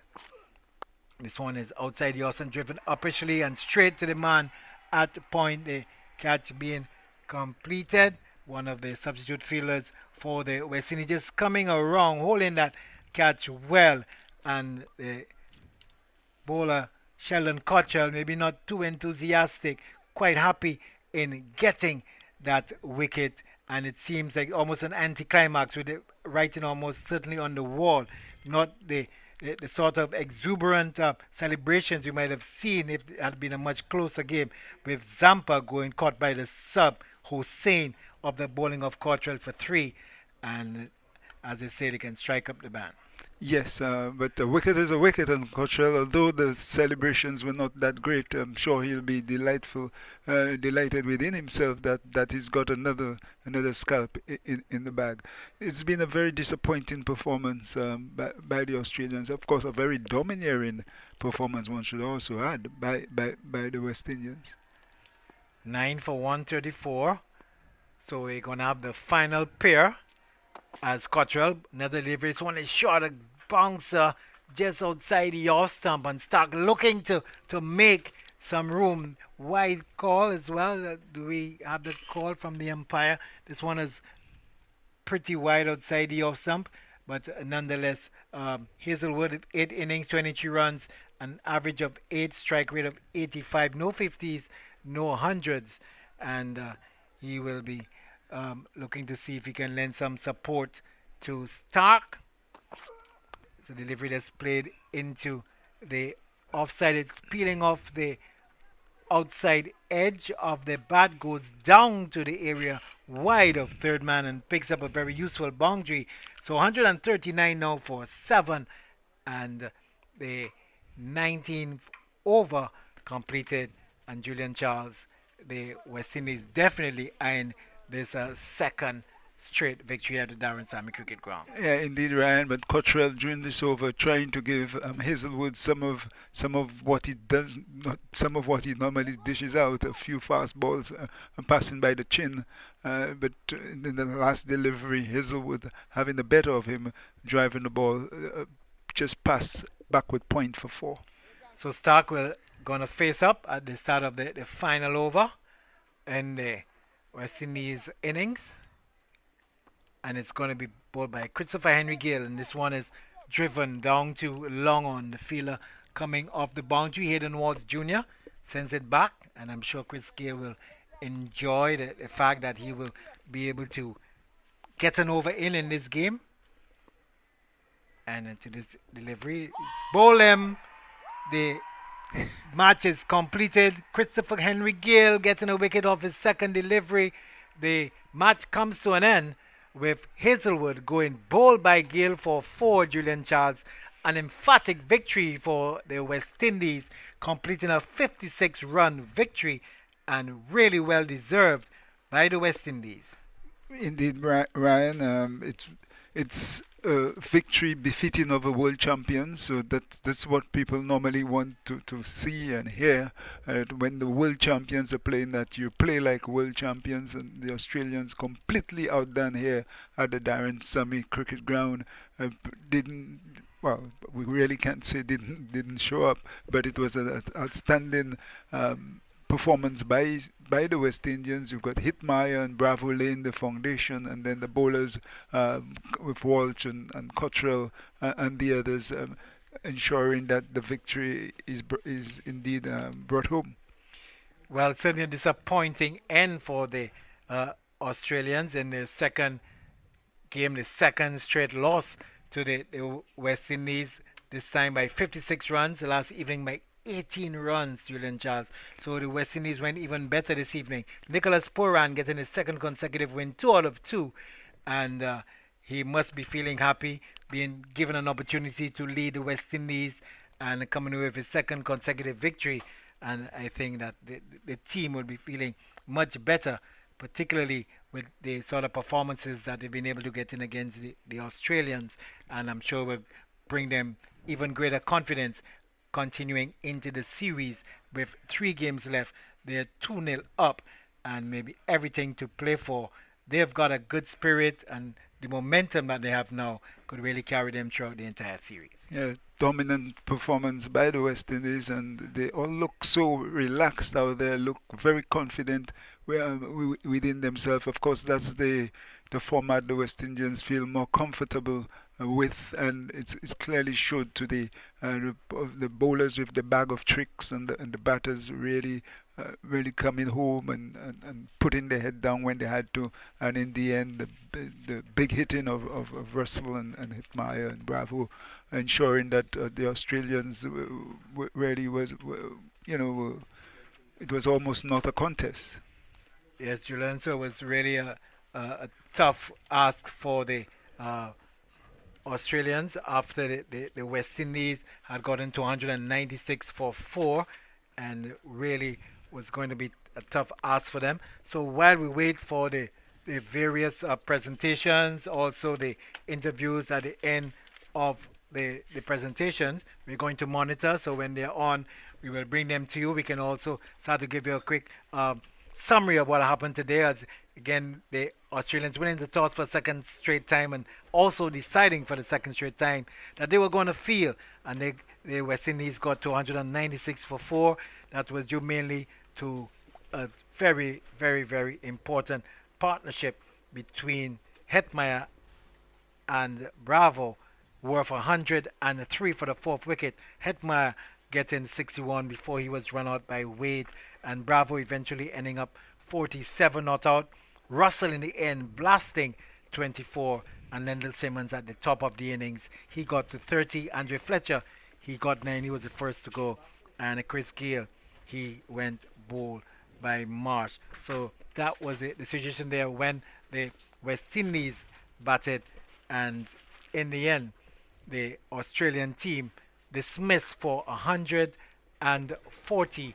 Comprehensive win by the West Indies in this second T20 International to take a 2-0 series lead. Welcome to the post-match presentation ceremony. And before I chat with the captains and the player of the match, Cricket West Indies would like to thank all of its sponsors who have made this series possible. CG Insurance title sponsors, Sandals Resorts, Betway, MasterCard, and the St. Lucia Tourism Board. Shimron Hetmyer has been adjudicated as the man of the match for his wonderful half-century. Congratulations. First of all, Shimron, how pleasing was that batting effort from you personally?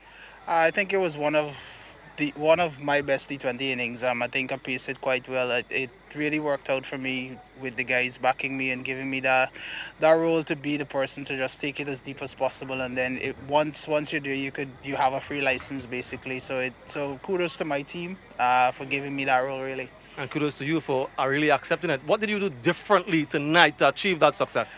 I think I really didn't do anything much differently tonight, really, because I was basically doing the same thing from the last game. Is just having the partnership that we had in the middle that really set a platform for us, and then for me it was just basically being there and then just trying to accelerate and give the guys inside as much balls as possible if I do get out. An innings of responsibility and tremendous maturity.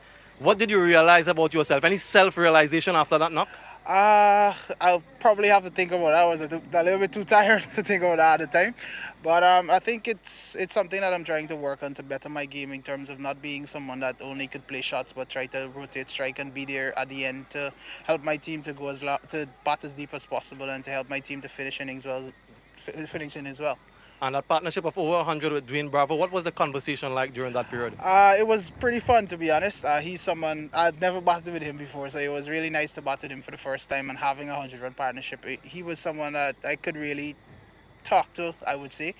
He was always there just telling me to just keep going, and then when it's time for me to go, he's like, just do what you do best, and I really trusted in terms of batting with him and running between the wickets and so on as well. Congratulations, excellent innings, well played. Cheers, Sammy. Cheers. And now we'll have a quick chat with the losing captain, Aaron Finch. It didn't go as he would have planned tonight. Aaron, commiserations, first of all, on the result. And if you can reflect, I know we don't have the luxury of hindsight, but that decision to bowl first after losing 2 now, what do you think about that? Oh, I don't think the wicket changed a huge amount again. I thought it played pretty well. chasing 190, you have to get off to a pretty good start. And when your two openers get out cheaply, puts a lot of pressure on a reasonably inexperienced, in terms of international T20 cricket, inexperienced middle order. So, yeah, 110-run partnership, like you mentioned before, between Hetmeyer and Bravo, that's the difference in the game. I think if you can get that, you start to put pressure back onto the opposition, and we just didn't have a chance to do that. And in the West Indian innings of 196, what could the bowlers have done differently to restrict them for a lower score? I thought the front half of our innings was quite good. I think 125 or 26 off the last 10. It's always tough bowling to a left-right combination with a big breeze going one side of the ground. We probably just mis-executed at times. Maybe our plans weren't 100%. We didn't commit to our plans 100% at certain times as well. So we'll reflect on all of that and we'll come back in a couple of days' time. 2-0 now it stands, so a virtual final for you guys all the way through. Now, how would you respond to that?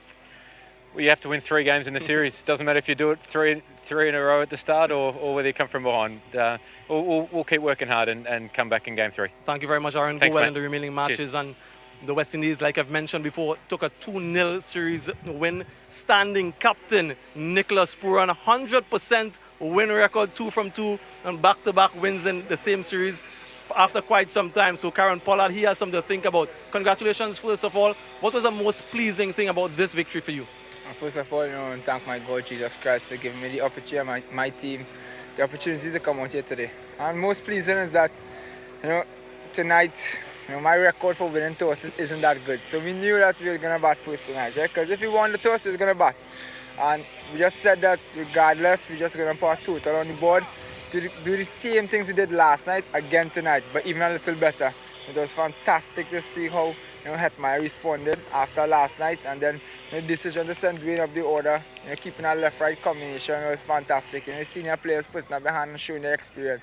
So that was the most pleasing thing for me tonight. I just wanted to ask you a little bit about that decision, an inspired decision. Who made that decision to promote Dwayne Bravo in that top 5 for the first time in 5 years?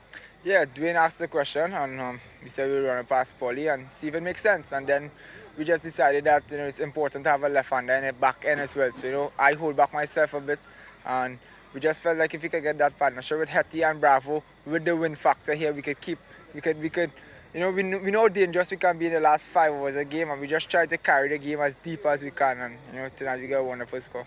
Fidel came off a little bit early. Any news on his injury update? No update yet. I didn't check on him, so I'll check on him when I get back. And the spinner is doing a good job for you. Fabian Allen, quite economical, hitting walls, getting wickets. How have they been? Starting with Fabian, we know how passionate he is. We know he's been working very hard on his craft. Just sticking to the team plan. That is very pleasing. He didn't watch someone again, come and chums for us again tonight after working months and day in and day out and working on his craft. And tonight coming and being a match winner for us as well. So wonderful. Well, a 2-0 series lead, Nicholas Pooran with your captaincy debut. Very well done. Congratulations and all the best. Thank you.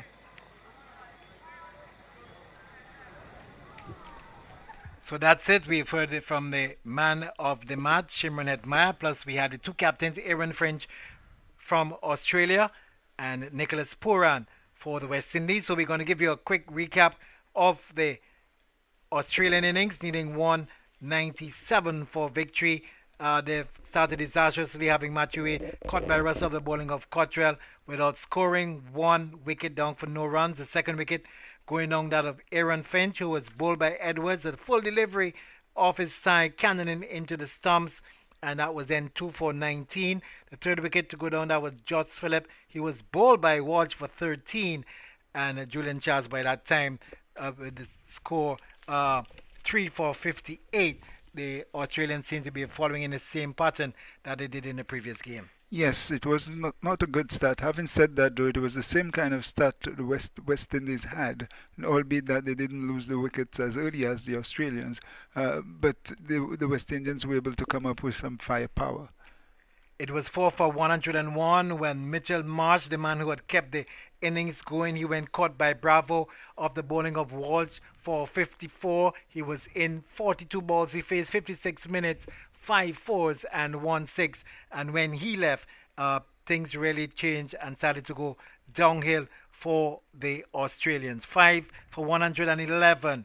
Ben McDermott caught by Bravo. Brilliant running catch of the bowling of Russell down on the long off boundary. He had gone for 7. and then it slipped to 6 for 112, just adding 1 run when Moses Henriques went caught by Allen of the bowling of Wards for 19, and definitely it seemed there and then, Julian Charles, that the West Indies would have continued the press. Yes, Walsh definitely came to the party, pulling up these 3 wickets. And Ryan, one of the things that really impressed me with this West Indies outfit is the fantastic outfielding as well as the brilliant catching. Agar was then the next batsman to go, and he was run out. Both batsmen caught in one end. The dispute between him and Christian, deciding that he was the man to go. It was then 7 for 113, and Agar was gone for just 1. Not too long after that, we had Christian being bowled by Bravo for 9, 8 for 124, and the 9th wicket going down, 9 for 131, when Zampa was caught by the sub-Akil Hussain of the bowling of Cottrell. Cottrell coming back for another spell from the northern end, and then Chris Gill in the final over of the innings given an opportunity to get a ball in this game. Just 2 deliveries, and on the second delivery of his over had Hazelwood bowled for 4, and the innings wrapping up at 140, giving the West Indies a victory by 56 runs. An inspired performance by the West Indies. Was last night we had the knock by Russell, which was the difference. Tonight we had the knock by Hitmaya and Bravo, this big partnership which set the foundation for the West Indies victory. A quick look at the bowling. Cottrell 3 overs, no innings, 22 runs, 2 wickets. Edwards 1.5 overs. He had to go off with an injury. No maidens, 8 runs, 1 wicket. Simmons with just 1 ball to finish off that over for Edwards, conceding just a single. Russell 3 overs, no maidens, 22 runs, 1 wicket. Bravo 3 overs, no maidens, 29 runs, 1 wicket. Allen 4 overs, no maidens, 22 runs, no wickets. Hayden Ward Jr. again amongst the wickets this evening. 4 overs, no maidens, 29 runs, 3 wickets. And Chris Gale, 2 balls, no maidens, actually over incomplete. 1 run conceded and picking up 1 wicket. So that's the situation here. We've come to the end of the second of this 5-match series, the second T20 international between the West Indies and Australia, and a 56-run victory taking the West Indies to 2-0 up in the series. The next match will be played right here at the Darren Sammy Cricket Ground on Monday evening. We hope you can join us then. So all is left for me to say on behalf of fellow commentators Sunil Ramdeen, our comments personalities in Joseph Rez Pereira and Julian Charles, who's ending up with me. And thanks to Perseus and Peru, took care of our technical operations this evening. Ashlyn Edward, our scorer. I'm Ryan O'Brien saying good night. You've just heard commentaries on the West Indies Australia series, a production of Vibes Radio, the champion station. Join us again for more on Middle Stump.